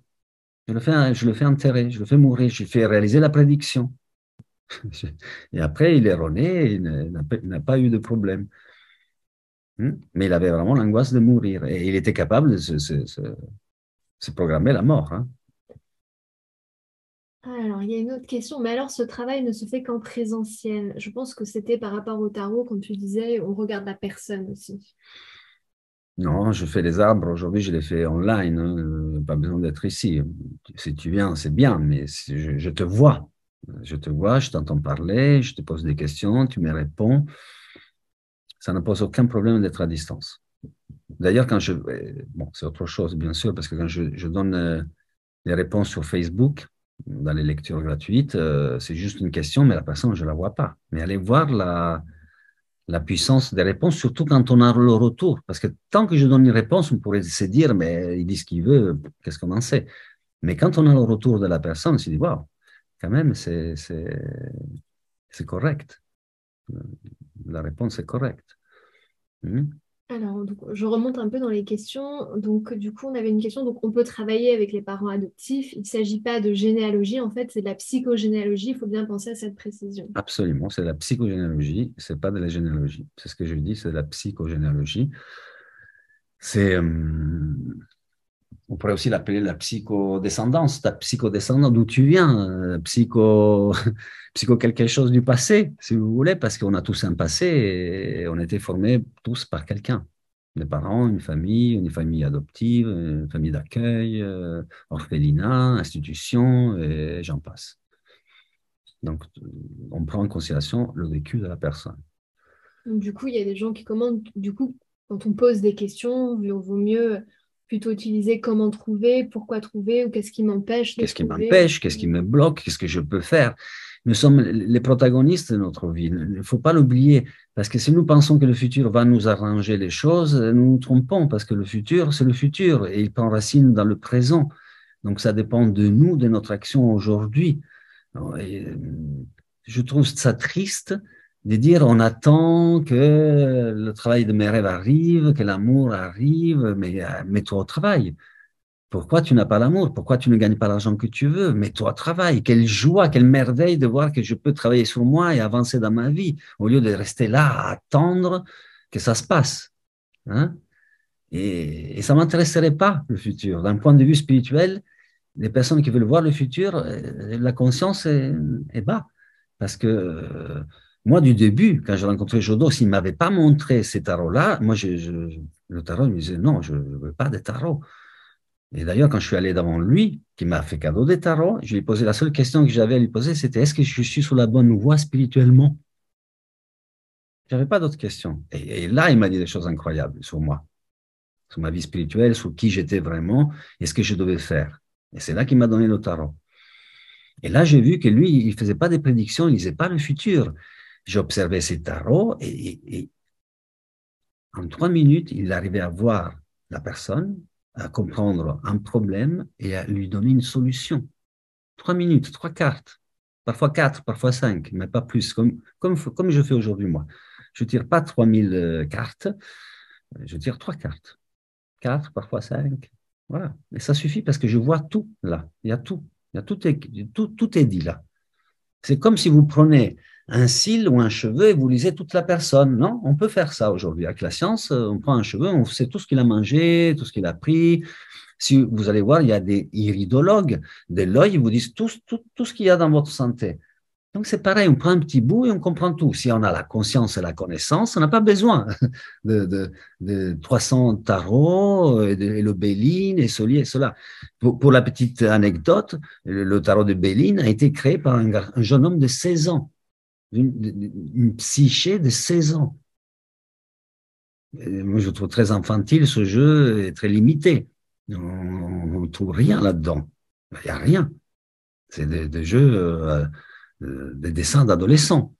On le voit très bien, et de l'époque en plus. Et encore aujourd'hui, on utilise ce tarot, alors que le tarot de Marseille est impersonnel et intemporel.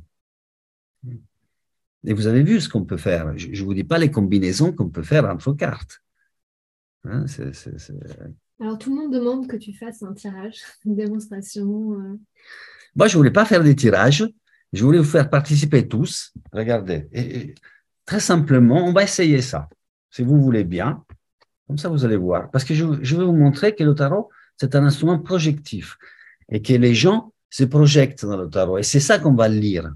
En fait, ils veulent un exemple de lecture. Peut-être que tu prennes 3 cartes et que tu expliques. Je sais pas si tu. Mais on doit choisir quelqu'un. On doit faire un exemple de lecture, non? Bah, ou alors tu prends peut-être 3 cartes et tu dis, bon, moi, si on avait ces 3 cartes-là. Bah, ou si quelqu'un veut poser une question au tarot.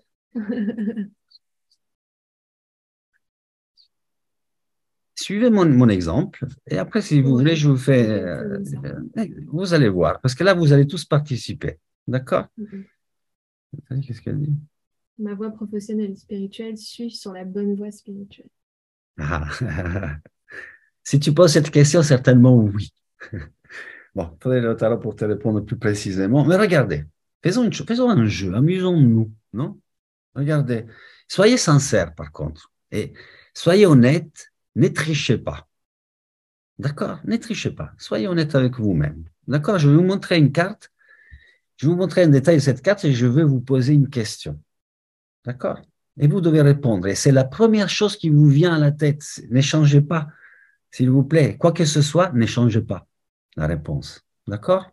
Alors, Et vous pouvez écrire la réponse dans le chat. oui, vous Et comme l'écrivez, ça, s'il vous plaît. Comme ça, moi, je vais vous dire.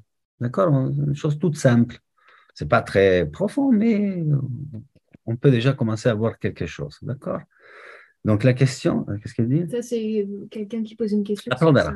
Regardez, répondez à cette question, s'il vous plaît. Pensez bien et laissez venir la première chose qui vient à votre cerveau, c'est la réponse. D'accord? Qu'est-ce qu'il y a dans le sac du mat? Qu'est-ce qu'il y a? Qu'est-ce qui transporte le mat dans son sac? Ah, Alors, la première réponse de rien. Marc, rien. Voilà, ça y en a beaucoup. On va commencer. Rien. Alors, bien, ça répond, ça répond, ça Il y en a répond. plein. C'est parfait, c'est parfait. Je vais les prendre toutes. Alors, commence par l'eau. Rien. La personne qui dit rien, tu as un nom, Marc, là, c'est Marc, il y a Véro Marc. aussi qui dit ça. Bien, Marc, Véro, écoutez, vous qui dites rien, on peut dire plusieurs choses. Vous allez voir si ça vous parle ou pas. Mais rien, vous avez une énorme dévalorisation de vous-même. C'est comme si vous vous sentiez vide, il n'y a rien. Au fond de vous, même si vous vous vendez pour, je ne sais pas, ce que vous savez faire, etc., mais quelque part en vous, rien, ça peut vouloir dire je me sens vide, je me sens qu'il me manque quelque chose. Ça, c'est une réponse. On pourrait aussi dire d'un point de vue spirituel que rien, c'est le tout plein. Que quelque part, je suis avec mon être essentiel, pourquoi pas, hein? Mais attention, rien, au vide. L'autre, Un sandwich. sandwich, attention à la nourriture, parce que là, j'ai besoin d'être nourri, j'ai besoin de me nourrir, mais attention à ne pas avoir des problèmes avec la nourriture. Attention, comme qui est, comme Aline. Aline. Attention, ou j'ai besoin d'être nourri, et c'est OK, j'ai besoin de nourriture. Ça peut être aussi d'un point de vue spirituel, pourquoi pas, ou d'un point de vue matériel, mais attention au problème avec la nourriture. D'accord? Alors, Après, faites-moi des retours, hein, si ça vous parle ou je pas. regarde, il y a tellement de, du coup, Il y en a tellement. de l'argent. Alors, de l'argent. L'argent, ça veut dire que j'ai quelque chose en moi qui a de la valeur. Peut-être que je dois m'investir moi, je dois trouver ma vraie valeur, ou alors la sortir et m'investir parce que j'ai de la valeur. L'argent, c'est de la valeur. OK? Sa connaissance. Ah, sa connaissance. Sa connaissance. Sa connaissance. Donc, ça veut dire que tu dois développer ta connaissance. La personne qui répond ça, il doit mettre au monde, doit accoucher de son savoir-faire, de sa connaissance. OK? Je vais vite parce que je ne peux pas m'attarder. En plus, si vous êtes, je vois que maintenant vous êtes Oui, il y en a pas mal. De l'eau. de l'eau. Alors là, ça a à voir avec les émotions et les sentiments. Et je dois régler quelque chose d'émotionnel, d'affectif. Trop d'eau, attention, ça m'affaiblit, ça infantilise. Ou alors, je peux aller dans des conflits émotionnels, affectifs. Et en positif, l'eau, j'ai beaucoup à donner, j'ai beaucoup d'amour, j'ai beaucoup à donner du cœur. Ensuite, L'essentiel. l'essentiel, ça c'est une réponse que je connais, l'essentiel, c'est bien joué. Bon, je ne sais pas si tu as triché, c'est venu vraiment spontanément. L'essentiel, ça veut dire que tu vas avec ton âme, ton être essentiel, si vraiment c'est l'essentiel. Ou alors tu dois t'occuper dans ta vie en ce moment de quelque chose d'essentiel. Attention. Hein? Quoi d'autre? Du fromage. Du fromage. Là, on est encore dans la nourriture. Le fromage, c'est un produit laitier. Attention à la relation avec la mère. C'est un homme, une femme. Estelle, c'est une femme. Estelle. Attention à la relation à la mère. Euh, hum, et aussi, bien sûr, j'ai besoin d'être nourri. Tout ce qui est nourriture que vous avez mis dans le sac, après, ça dépend de l'aliment. Là, c'est le fromage, donc ça a à voir avec l'aspect maternel. OK? C'est trop vrai, non? Attends, je lis la fin. Estelle, c'est trop vrai, non. Bon, apparemment. Oui, il y avait peut-être quelque chose. Elle dit, elle dit oui, je ne parle plus à ma mère. Tu vois? Tu vois, je me fais à ma mère. Vous vous rendez compte? Une petite chose qu'on a mis là-dedans, comme ça. Quoi d'autre? Alors, après, il y De avait. l'or. Si vous avez mis de l'or, de l'argent, c'est une valeur. L'argent, c'est pas comme l'or, c'est pas pareil. Attention, l'or, c'est un travail plus spirituel, plus métaphysique. L'or, c'est l'or quand même. L'argent, c'est l'argent. C'est l'aspect de la valeur plus pratique, l'argent. Hein. Mais j'ai à faire quelque chose qui a de la valeur, qui apporte de l'or, de la connaissance, et de la richesse. Hein. Toute son énergie. Toute son énergie. Donc ici, on parle d'énergie. Ça veut dire qu'on a quelque chose à faire avec l'énergie. Il faut voir si mon énergie, elle est, en ce moment, elle est bien employée, si elle est saine, où est-ce que j'emploie mon énergie? Est-ce que je la gaspille ou je la concentre? OK? Ça, c'est la réponse pour l'énergie. Quoi d'autre? Toute sa vie. Toute sa vie. Waouh! Attention au bagage de l'inconscient, là. Toute sa vie, OK, il y a du bien, mais il y a du moins bien. Donc attention, toute sa vie, que ça ne devienne pas un poids. Que j'ai des choses du passé que je regrette, que je n'ai pas fait, ou que j'ai fait que je n'aurais pas voulu faire. Qu'est-ce que je porte du passé? D'accord? Sa foi. La foi, c'est bien. La foi, euh, ça a à voir avec un éveil spirituel, avec une recherche spirituelle. On cherche Dieu, tu vois, on est en communion avec Dieu. Ça parle de la divinité. Quelqu'un, j'ai vu, qui a mis des pierres, des cailloux. Là, tu portes un poids du passé. Un poids du passé, il y a un poids. Si je porte des cailloux, je porte un poids. Il n'y a rien, ça ne me sert à rien, les cailloux, les pierres. Regarde, ce n'est pas un Pierre, un grand-père qui s'appelle Pierre aussi chez toi. Mais bon, voilà. Les pierres, c'est un poids. Quoi d'autre? Des billes. Des billes, c'est un jeu. Ça veut dire qu'il y a quelque chose que je dois sortir de moi sous la forme ludique, sous la forme d'un jeu. Ça peut être aussi une énergie féminine. Des billes, c'est rond. Voilà. Quoi d'autre? Il y a quelqu'un qui dit, quand tu as dit pour toute ta vie, elle dit c'est tout à fait ça pour toute sa vie. Bien, merci pour les retours. Faites des retours comme ça. C'est juste qu'après, ça parle. il y a beaucoup de. Oui. J'en étais à. Et la brosse à dents. La brosse à dents, ouais. Okay.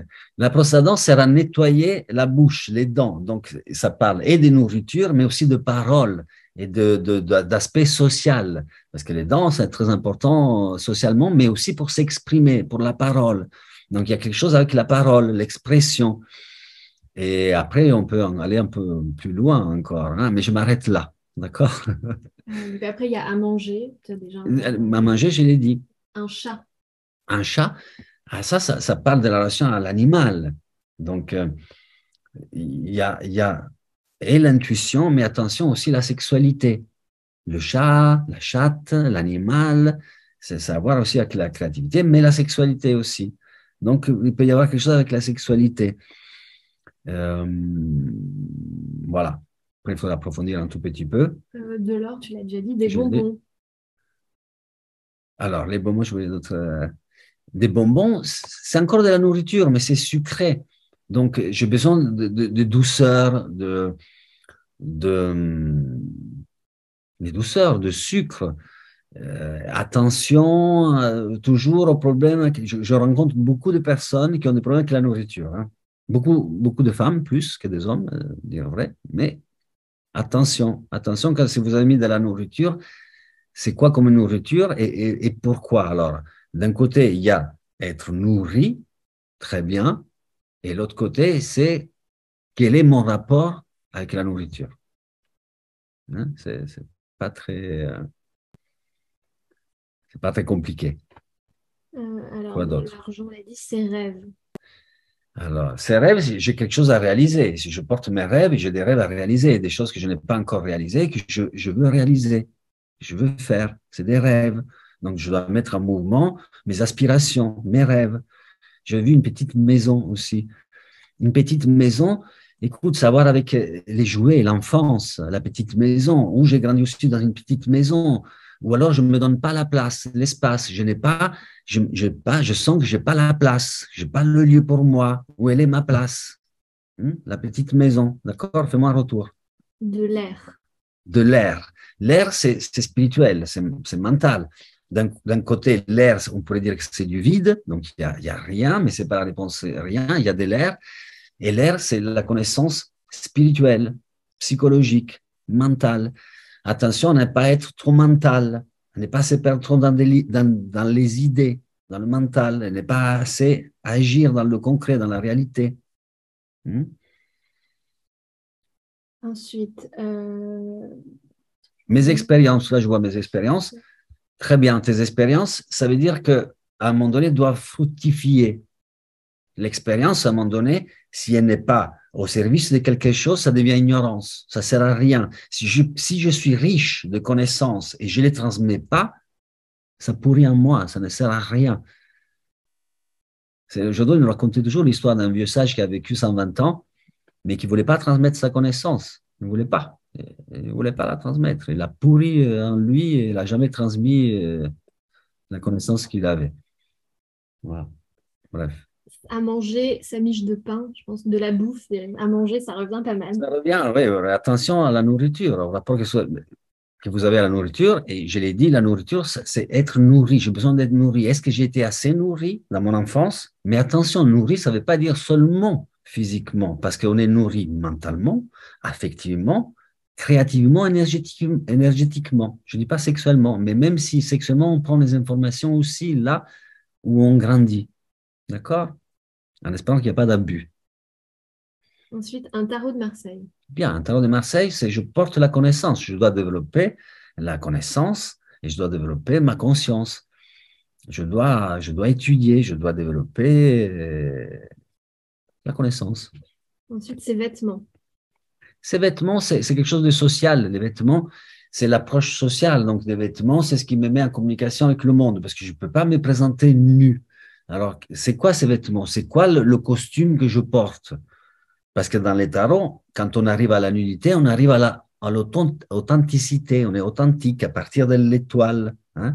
Avant, les personnages sont habillés. Donc, on se débarrasse du système social, des croyances sociales et des problèmes liés à la société. Parce que notre société est aussi malade. Parfois, on a des problèmes parce que la société est déviée. Donc, on est identifié à une société malade. On ne peut pas être sain quand on est identifié à une société malade. Vous comprenez? Voilà, les vêtements. Je pourrais en dire plus, mais je m'arrête là. Bon, toutes mes connaissances acquises, à manger, le strict minimum. Le strict minimum, ça veut dire que j'ai besoin de peu, je me contente de peu, mais il faut aller rechercher quel est ce strict minimum et si vraiment il me suffit. Parce que je pourrais être aussi dans la carence, dans la pauvreté. Attention, le tarot nous enseigne qu'il faut être dans l'abondance. Pas dans la richesse, dans l'abondance. Ce n'est pas la même chose. Mais l'abondance, c'est déjà la richesse. Parce que si j'ai plus que ce que j'ai besoin, je suis riche. Parce que sinon, c'est où la richesse? À combien de millions je la chiffre, la richesse? Ou milliards? Donc la richesse, c'est l'abondance. Il ne faut pas se perdre. Des idées. Vous voyez, toutes ces connaissances viennent du tarot. Hein. Les idées. Les idées, je suis dans le mental, mais attention à ne pas être trop enfermé dans le mental et aussi à incarner les idées. Les idées veulent s'incarner. Vous savez, dans ces quatre énergies, ces quatre énergies, ça sont dans le carré ciel et ça sont dans le carré terre. Les énergies, le denier et la sexualité et la créativité, et surtout la sexualité, je veux dire, c'est des énergies qui veulent s'élever. Elles veulent s'élever. Alors que les pensées et les sentiments, les pensées et les sentiments veulent s'incarner. Une pensée qui reste dans la tête, c'est une pensée, ça ne sert à rien. Si elle s'incarne, elle peut donner quelque chose. Et l'amour, c'est pareil, les sentiments. Si elle ne s'incarne pas dans une action, dans un amour concret, dans une œuvre, ça ne sert à rien. Donc, ces énergies-là veulent s'incarner. Donc, les idées, du moment où je les incarne. Attention au problème de folie, dans l'arbre généalogique. Des choses qu'on a déjà dit, des sous, toute sa vie, du chocolat. Chocolat, c'est à nouveau la nourriture, c'est sucré, attention au diabète. Mais J'ai besoin de sucré, de douceur, je l'ai dit, hein, je ne veux pas Des revenir. pierres, tu l'as dit. Tout ce qui est nécessaire, on l'a Je l'ai dit. dit. Son expérience, on l'a dit. Des piles, c'est savoir avec l'énergie sexuelle et créative. C'est des piles. Donc, quel est mon rapport à la sexualité, mon rapport aux autres dans la sexualité et quel est mon niveau énergétique? Mon corps vibre à quel type d'énergie? Est-ce que j'ai de l'énergie ou j'ai pas d'énergie? Je me sens fatigué, etc.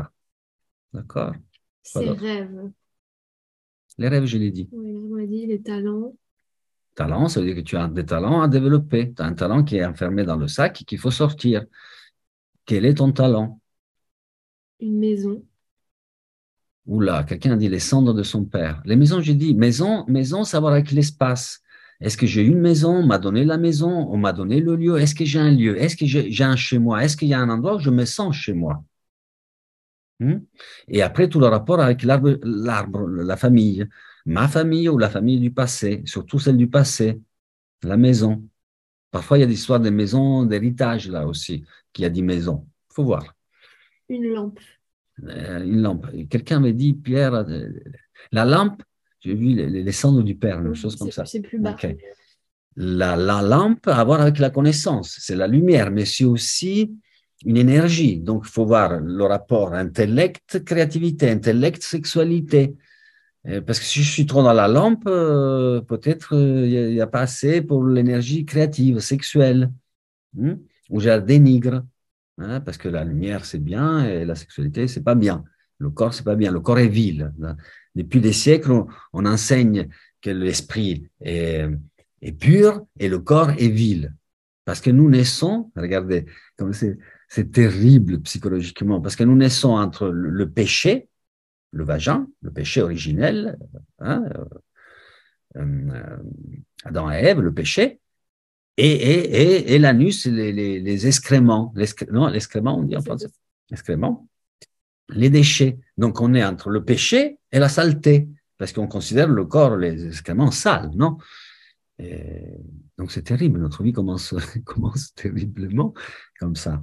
On est coupable. On est sale et on est coupable. C'est terrible, non? Au lieu de nous identifier à ce que nous sommes vraiment.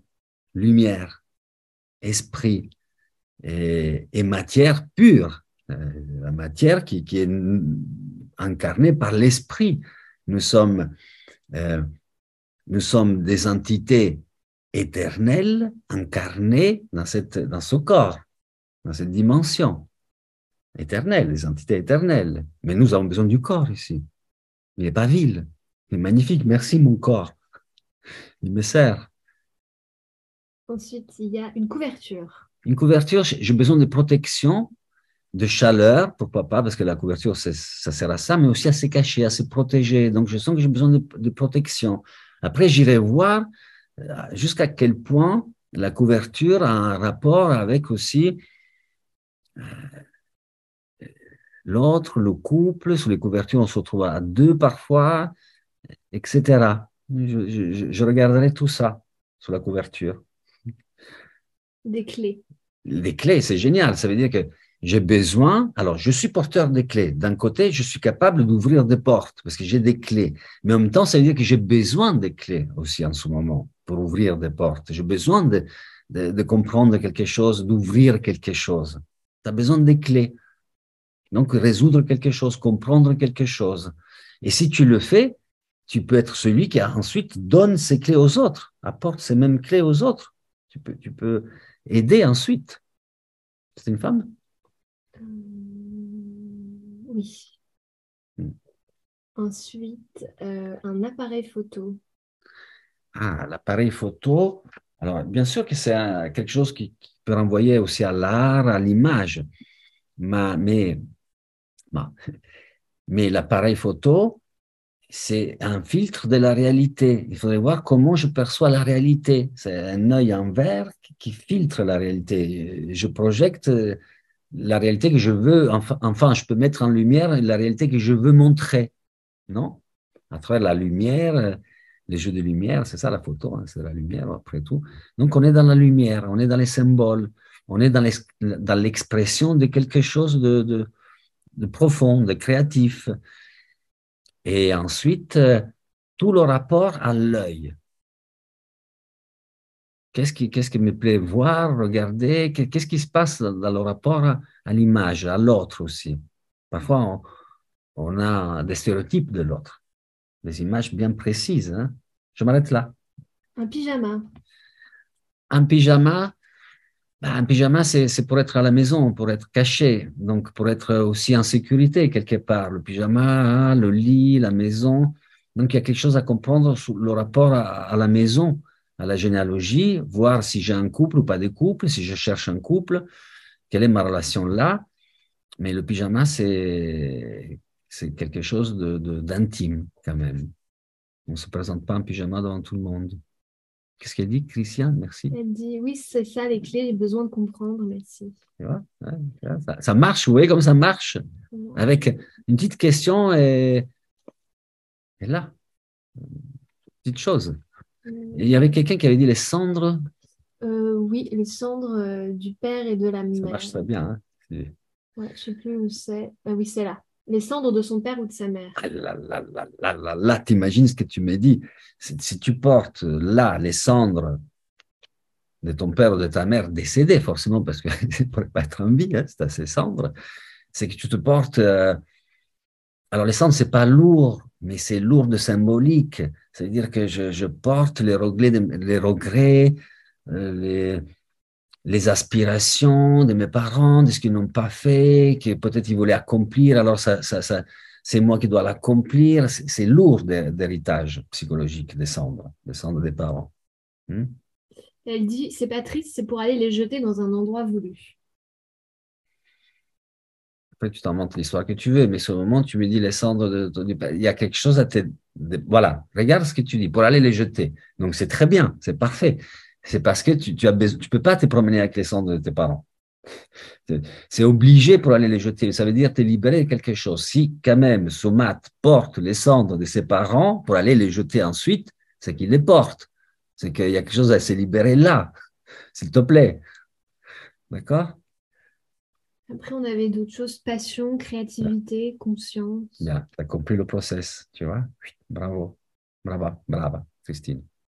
Oui, il y a un process à faire, tout à fait. Sinon, tu n'aurais pas dit les cendres, tu aurais dit autre chose. Je t'en prie, un plaisir. Et Passion, créativité. passion, ça veut dire qu'on porte quelque chose de passion, de passionnel à exprimer.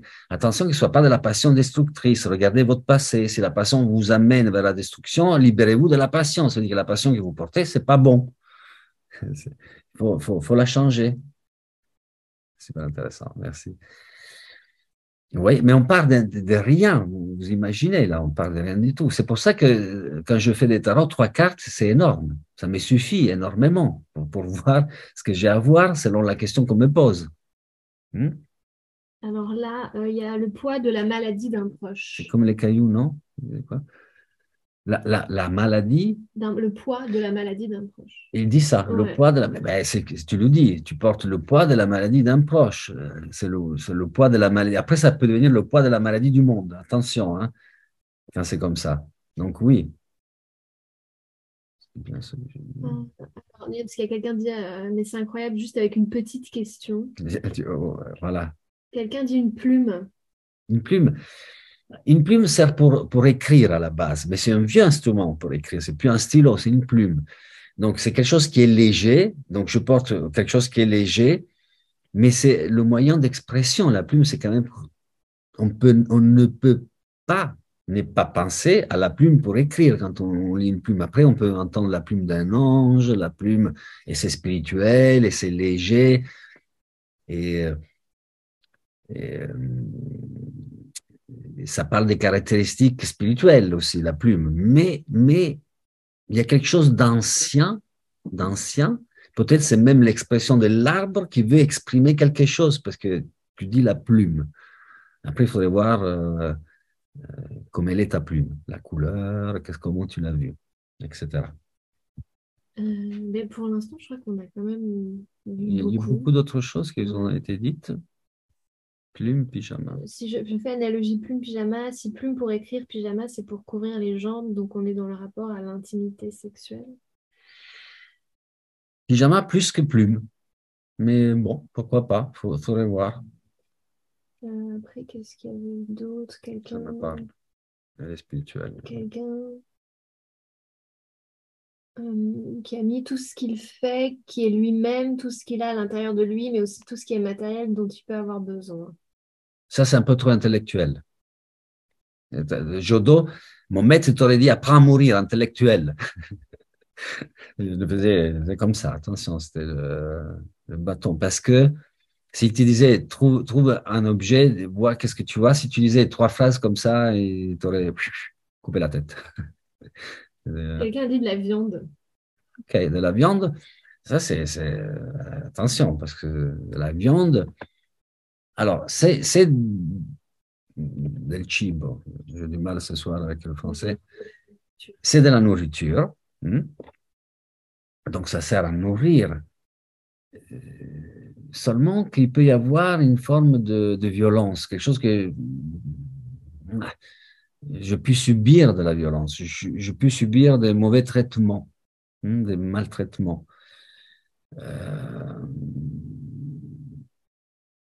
La viande a besoin d'être toujours transformée, cuisinée, on ne la mange jamais brute comme ça, c'est la viande, vous voyez. Donc il y a quelque chose qu'il faut élaborer. Il y a un processus, un travail de transformation de la matière qu'il faut faire là, pour qu'il y ait de la viande. C'est trop brut. La matière est trop brute. Vois si ça te parle, s'il te plaît. Son passé. Bien, son passé, c'est qu'il porte son passé. Je porte mon passé avec moi. S'il est agréable, doux, léger, pourquoi pas. Mais si dans mon passé, il y a aussi des choses lourdes, des problèmes que je me trimballe déjà depuis des années, il vaut mieux lâcher ce passé-là. Ça dépend de quel passé ça et comment je le fais, comment je le mets en action. Si je peux le faire fructifier, c'est un bon passé. Si il est juste lourd, il faut se défaire du passé névrotique, non? Du passé lourd. Ses angoisses. Je n'ai pas entendu. Et ces angoisses, c'est que tu as des angoisses à traiter tout de suite. Mais les angoisses, c'est une belle réponse. On va voir tout de suite pourquoi tu as des angoisses, d'où elles viennent, qu'est-ce qui se passe et qu'est-ce qu'on peut faire pour te les enlever. On va pas bien de se promener avec ces angoisses, non? De la musique. La musique, c'est artistique. J'ai quelque chose à faire avec la musique. Ça ne m'étonnerait pas que c'est un musicien qui répond ou quelqu'un qui aime beaucoup la musique ou qui danse ou qui a un rapport avec la musique. Donc, et il faut la mettre en action. C'est ton trésor, la musique. Quelqu'un dit, je n'ai pas entendu ce qui a été dit pour les cailloux, serait-il possible de redire? Les cailloux, c'est un poids. On s'amène un poids du passé. C'est des pierres, des cailloux. C'est un poids. Je porte un poids mort parce que les cailloux ne me servent à rien. Sauf si je trace un chemin, je mets les petits cailloux comme dans l'histoire de Hansel et Gretel, non? Mais sinon, c'est un poids. Je me trimballe avec un poids mort. Et je disais à la personne des pierres, parce qu'il avait dit des pierres, quelqu'un dit cailloux, mais quelqu'un dit pierre, s'il n'y avait pas des pierres dans sa famille, Jean-Pierre, voilà, des gens nommés Pierre. Alors, elle dit, pour la viande, changement de vie et lieu de travail. Ouais, tu vois, parfait. Quelqu'un dit, sa tristesse, ses doutes. Ah là là, il faut voir d'où elle vient. Tu portes directement, tu le dis, il n'y a pas à interpréter, à analyser. Là, tu dis tristesse, c'est la tristesse et les doutes. Donc, il y a des doutes reliés certainement à ton passé, comment tu as été élevé, au bagage que tu as reçu, et la tristesse. Il s'est passé quelque chose qui t'a fait porter cette tristesse. Peut-être aussi que ce n'est pas ta tristesse, tu portes la tristesse de ta mère, de ton père, ça arrive des fois. On porte la tristesse de nos parents. Il faut aller voir pourquoi tristesse. Un cristal. Un cristal. Le cristal, c'est quelque chose qui est semi-précieux et il est transparent. Il nous rappelle le diamant. Donc, ça veut dire que tu es dans une phase d'évolution. Vous savez, le charbon, c'est le charbon qui devient cristal et c'est le cristal qui devient diamant. Ça vient du charbon, le diamant. Donc, tu es dans un processus d'évolution où déjà tu es au cristal, donc il y a des choses qui ont été nettoyées, des choses propres. Il y a besoin de s'investir dans l'énergie spirituelle, psychologique peut-être, mais spirituelle certainement. Et ça m'a dit ça. Et qu'est-ce que je te disais? Cristal, de propreté, des choses qui ont déjà évolué. Oui, mais aussi, on se retrouve avec le symbole du Christ. Donc, vois si tu as un rapport avec la religion, avec Jésus, avec le Christ, et voir dans ton arbre généalogique à quel point la religion est importante. D'accord? Qu'est-ce que tu dis? Non, tu sais, pour la tristesse, juste avant, la personne dit génial, la tristesse de mon père, celle qui ne peut exprimer que par la maladie. Voilà. Mais tu devrais prendre un poids, hein, une pierre noire ou une boule de pétanque, tu la peins en noir, tu la portes dans un sac à dos 3 jours et 3 nuits sans jamais l'enlever. Ça, c'est un acte de psychomagie. Et quand tu l'enlèves, tu marques avec ton doigt tristesse. Avec le doigt, pas avec un stylo. 3 jours et 3 nuits, il ne faut jamais l'enlever, tu dois dormir avec, hein, tu le portes sous les vêtements. Oui, oui, oui. Il fait de la pétanque, mon père. Ah, tiens, tu vois, écoute, génial, écoute. Tu l'as pas en noir, tu la portes, et le jour, 4e jour, parce que 3 jours complets, donc le 4e, tu l'enlèves, tu la mets dans une boîte avec plein de chocolat, donc on fait un truc doux, on met plein de chocolat, et toi, tu sais que c'est la tristesse, hein, de ton père. Tu fais un papier couleur or, cadeau or, du papier, et tu l'offres et tu lui dis, ces mots, tu lui dis, j'ai trouvé ça chez moi, ça fait longtemps que je la porte, elle n'est pas à moi, elle est à toi, je te la rends. Et tu te libères d'un vrai poids de tristesse. Je t'assure qu'après, il n'y aura plus la tristesse là-dedans. D'accord? C'était qui avait comme Scamava? Roger, je Roger. crois que ça. Roger, c'est ça? C'est pas Non. ça, c'est pas Roger. Il n'y a pas le nom. J'en pleure presque. C'est Baba. Vraiment à mon père. Oui. Oui. Oui. Après, il ne faut pas lui dire que c'est la tristesse. Non, tu ne dis pas que c'est la tristesse. Ça, toi, tu le sais. C'est une boule de pétanque noire avec plein de chocolat. Donc, on met de la douceur dans ça. On met pas de la tristesse, tu la rends parce qu'elle n'est pas à toi. Tu ne peux pas la porter. Elle n'est pas la tienne. C'est la sienne. Donc, à lui, ça ne lui fera rien. Mais à toi, dans ta psyché, oui, ça va te libérer. Parce que tu lui rends vraiment. Elle sera chargée pendant les 3 jours et tu la portes derrière ton dos et tu dors avec. Elle sera vraiment chargée de cette poids, de cette tristesse. D'ailleurs, tu le marques avec le doigt. Comme ça, c'est vraiment marqué, acté. Et l'inconscient. Il dit, je vais l'alourdir encore plus. Son père, je pense. Il a peur dans le... Non, pas du tout. Au contraire, pas du tout. Si tu te débarrasses, tu l'allèges. Parce qu'imagine, je suis ton père. Tu portes ma tristesse.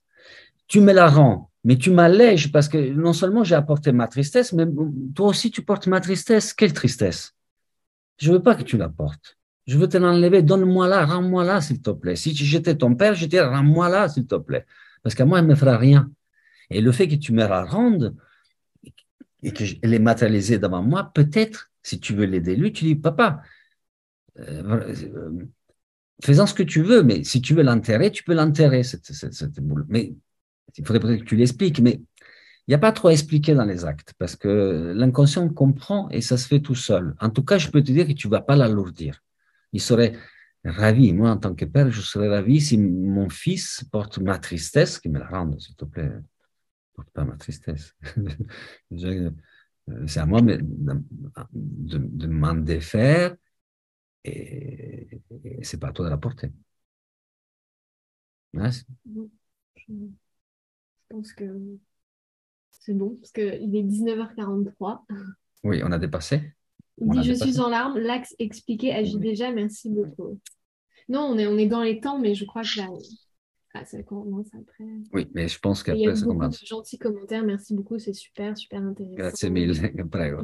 Pour ton joli accent. Merci. Je me gêne un peu mon accent parfois parce que je balbutie. Mais merci beaucoup. Merci vraiment à vous tous. Merci beaucoup de vos retours. Ça fait plaisir. Évidemment, donc, il y a les lectures le mercredi Oui. et il y a une chaîne YouTube avec plein de vidéos gratuites. Et il y a un site internet si vous avez envie de faire des stages, des cours. Merci Enfin, beaucoup. on met tout Merci. sur ce site internet. Et on est sur Facebook, Oui, Instagram, un peu partout. un peu partout. Enfin, ils s'en occupent parce que moi, je suis pas très doué. Donc, je laisse ça à mes assistants et c'est eux qui publient et font un peu de travail comme ça, de communication parce que moi, j'y arrive pas trop, je le fais pas trop. Donc, merci aussi à mon équipe et merci à vous tous, voilà, pour vos retours. Ça me fait vraiment plaisir. Merci Merci, beaucoup. merci beaucoup Moreno. C'était absolument fascinant cette conférence. En fait, on a passé quasiment 2 jours à se demander quel tarot, quelle question, quel modèle de tirage, etc. Et là, vous arrivez ce soir et vous nous dites, il y a qu'un seul tarot qui vaille. Il y en a un. Donc déjà, la question, elle est résolue. Et ensuite, avec 3 cartes, on peut faire le boulot. Donc, voilà, du point de vue de la méthodologie, ça a fait un choc de simplification tout net. Et en fait, je trouve que ça laisse la place, Moreno, à la vraie complexité, en fait, Oui, qui est la vraie complexité de l'outil et de ce qu'on peut faire avec, hein, c'est-à-dire faire émerger de soi des choses inconscientes pour les intégrer à la conscience et donc augmenter sa connaissance de soi. Et Jung dirait cheminer vers l'accomplissement de soi, puisque pour lui, c'est ça l'accomplissement de soi, hein, c'est rendre conscience qui est inconscient. Et donc, absolument. Tu l'as enfin dit. voilà, le choc de simplification pour aller vers une complexité totale. Oui, tu le dis très bien. Je voulais pas dénigrer tous les autres objets, etc. Bien sûr que non, parce que voilà, on peut trouver partout ce qu'on cherche, mais dans la pureté de ce qui m'a été enseigné, effectivement, cet instrument qui est le tarot de Marseille, il est vraiment particulier et il y a une raison. Voilà. Non, et J'espère puis avoir transmis. dans ton travail, voilà, il y a une méthode et tu la pratiques, tu l'enseignes, tu la défends et ça fait du bien aussi d'entendre ça, quoi. Je veux dire, à un moment donné, comme je disais, ça règle plein de problèmes. Et la deuxième chose aussi que je vais garder de la conférence, alors moi, je suis la personne qui a répondu le sandwich, tu vois, pour le baluchon. Oui, Et les gens qui me connaissent savent que j'ai ce problème avec la nourriture, que j'essaye de le régler depuis très longtemps. Je pense que je porterai cette croix encore longtemps. Et le fait d'avoir cet insight de peut-être que tu peux aussi, ça dépend de toi, tu peux ça dépend de moi, ouais. mettre autre chose dans le sac du mat. Et donc du coup d'avoir voilà cet éclat de lumière, de vérité, cet insight, on dirait en anglais, je sais que je l'ai quoi, et je l'ai tout le temps, je l'ai sans arrêt, je le sais, c'est un problème que j'ai, je le sais, mais de C'est très cette courageux aussi de le dire devant tout le monde comme ça, tu vois, d'être honnête et de dire, ah voilà, bah de toute façon ils le savent très bien, ils le savent très bien. moi je ne le savais pas. Et du coup, le truc maintenant, c'est de se dire, comment je transforme, quoi? Comment je vais vers une modification de mes comportements, une transformation de moi-même? Comment modifier, enfin, comment, oui, faire d'une perception un changement comportemental? Et ce soir, en donnant cet exemple de psychomagie, c'est ça le terme, hein, je me trompe pas, C'est magie, oui. avec la boule de pétanque et les chocolats, eh ben, j'ai enfin eu un exemple concret de quelque chose. Alors, il faut que je trouve ma boule de pétanque et ma boîte de chocolat et il faut pas que je la mange, ma boîte de chocolat surtout. Mais, euh, mais voilà. Moi, aujourd'hui, mon problème, peut-être il est partagé avec d'autres, hein, dans le public, c'est ça. C'est, on a ces morceaux de connaissances et on n'arrive pas à faire la transformation alchimique, quoi. On n'arrive pas. Moi, en tout cas, sur ce point-là, dans ma vie, je n'arrive pas à passer C'est le plus difficile en réalité. C'est pour ça que dans ce travail avec Alejandro, on s'est concentré à trouver des solutions. D'abord à comprendre d'où ils viennent les problèmes et à essayer de les comprendre le plus vite possible. Parce que quand vous avez quelqu'un qui souffre ou une maman de 30, enfin une maman, une jeune femme de 30 ans qui veut être maman, on ne peut pas perdre 10 années pour faire une thérapie, pour comprendre, l'aider. Il faut aller assez vite. Et c'est la première fois dans toute l'histoire de l'humanité qu'on prend des années pour traiter les personnes, comme la psychanalyse des années et des années.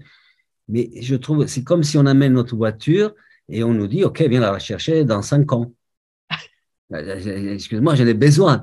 J'en ai besoin tout de suite. Un mois, oui, 2 peut-être, mais pas 5 ans. J'en ai besoin, non? Voilà. Et donc, on s'est vraiment attelé à trouver des solutions et des solutions qui fonctionnent rapidement. Et voilà, par exemple, l'exemple que je donnais avec la boule de pétanque, beaucoup d'années, j'aurais pu donner autre chose, mais quelque chose m'a dit la boule de pétanque. Vous voyez, la résonance avec la personne, il me dit, ah, mais c'est incroyable parce que mon père joue à la pétanque. Mm-hmm. Vous voyez? Donc ça s'acquiert petit à petit. J'aurais pu lui donner autre chose à faire. Est-ce que tu vraiment. dirais que là, c'était une intuition, du coup?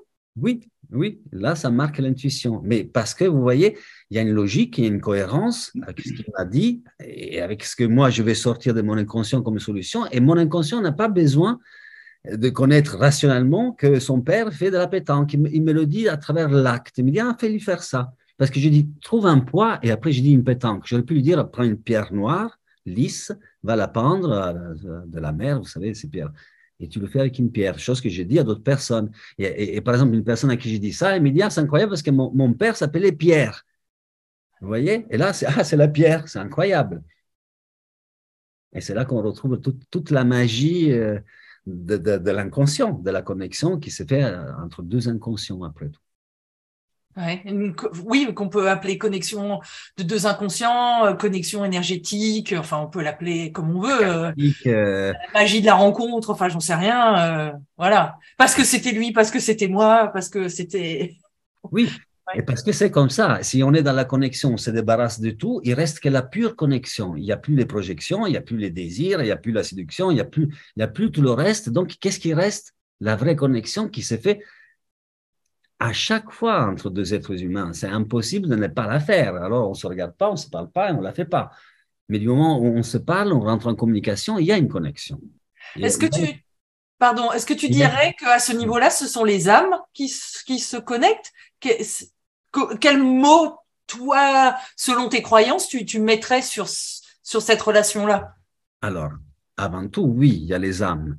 Mais par ma formation psychologique, je sais que je rentre en communion et en communication qui est avec des gens où j'ai appris à reconnaître en moi quand je suis complètement absorbé par la psyché de l'arbre. Par exemple, je ne reconnais que ma famille autour de moi. Tous mes amis, toutes mes connaissances, tous mes rapports de travail sont basés sur la famille, en réalité. Je ne me rends pas compte que je refais une amitié, c'est mon meilleur ami, c'est mon frère, ou c'est mon cousin, ou ma compagne, c'est la projection de ma mère, quand même, et tout ça, et on ne se rend pas compte. Donc, parfois, on ne rentre pas en communion avec des gens parce qu'ils ne sont pas dans notre arbre généalogique, on ne les voit pas.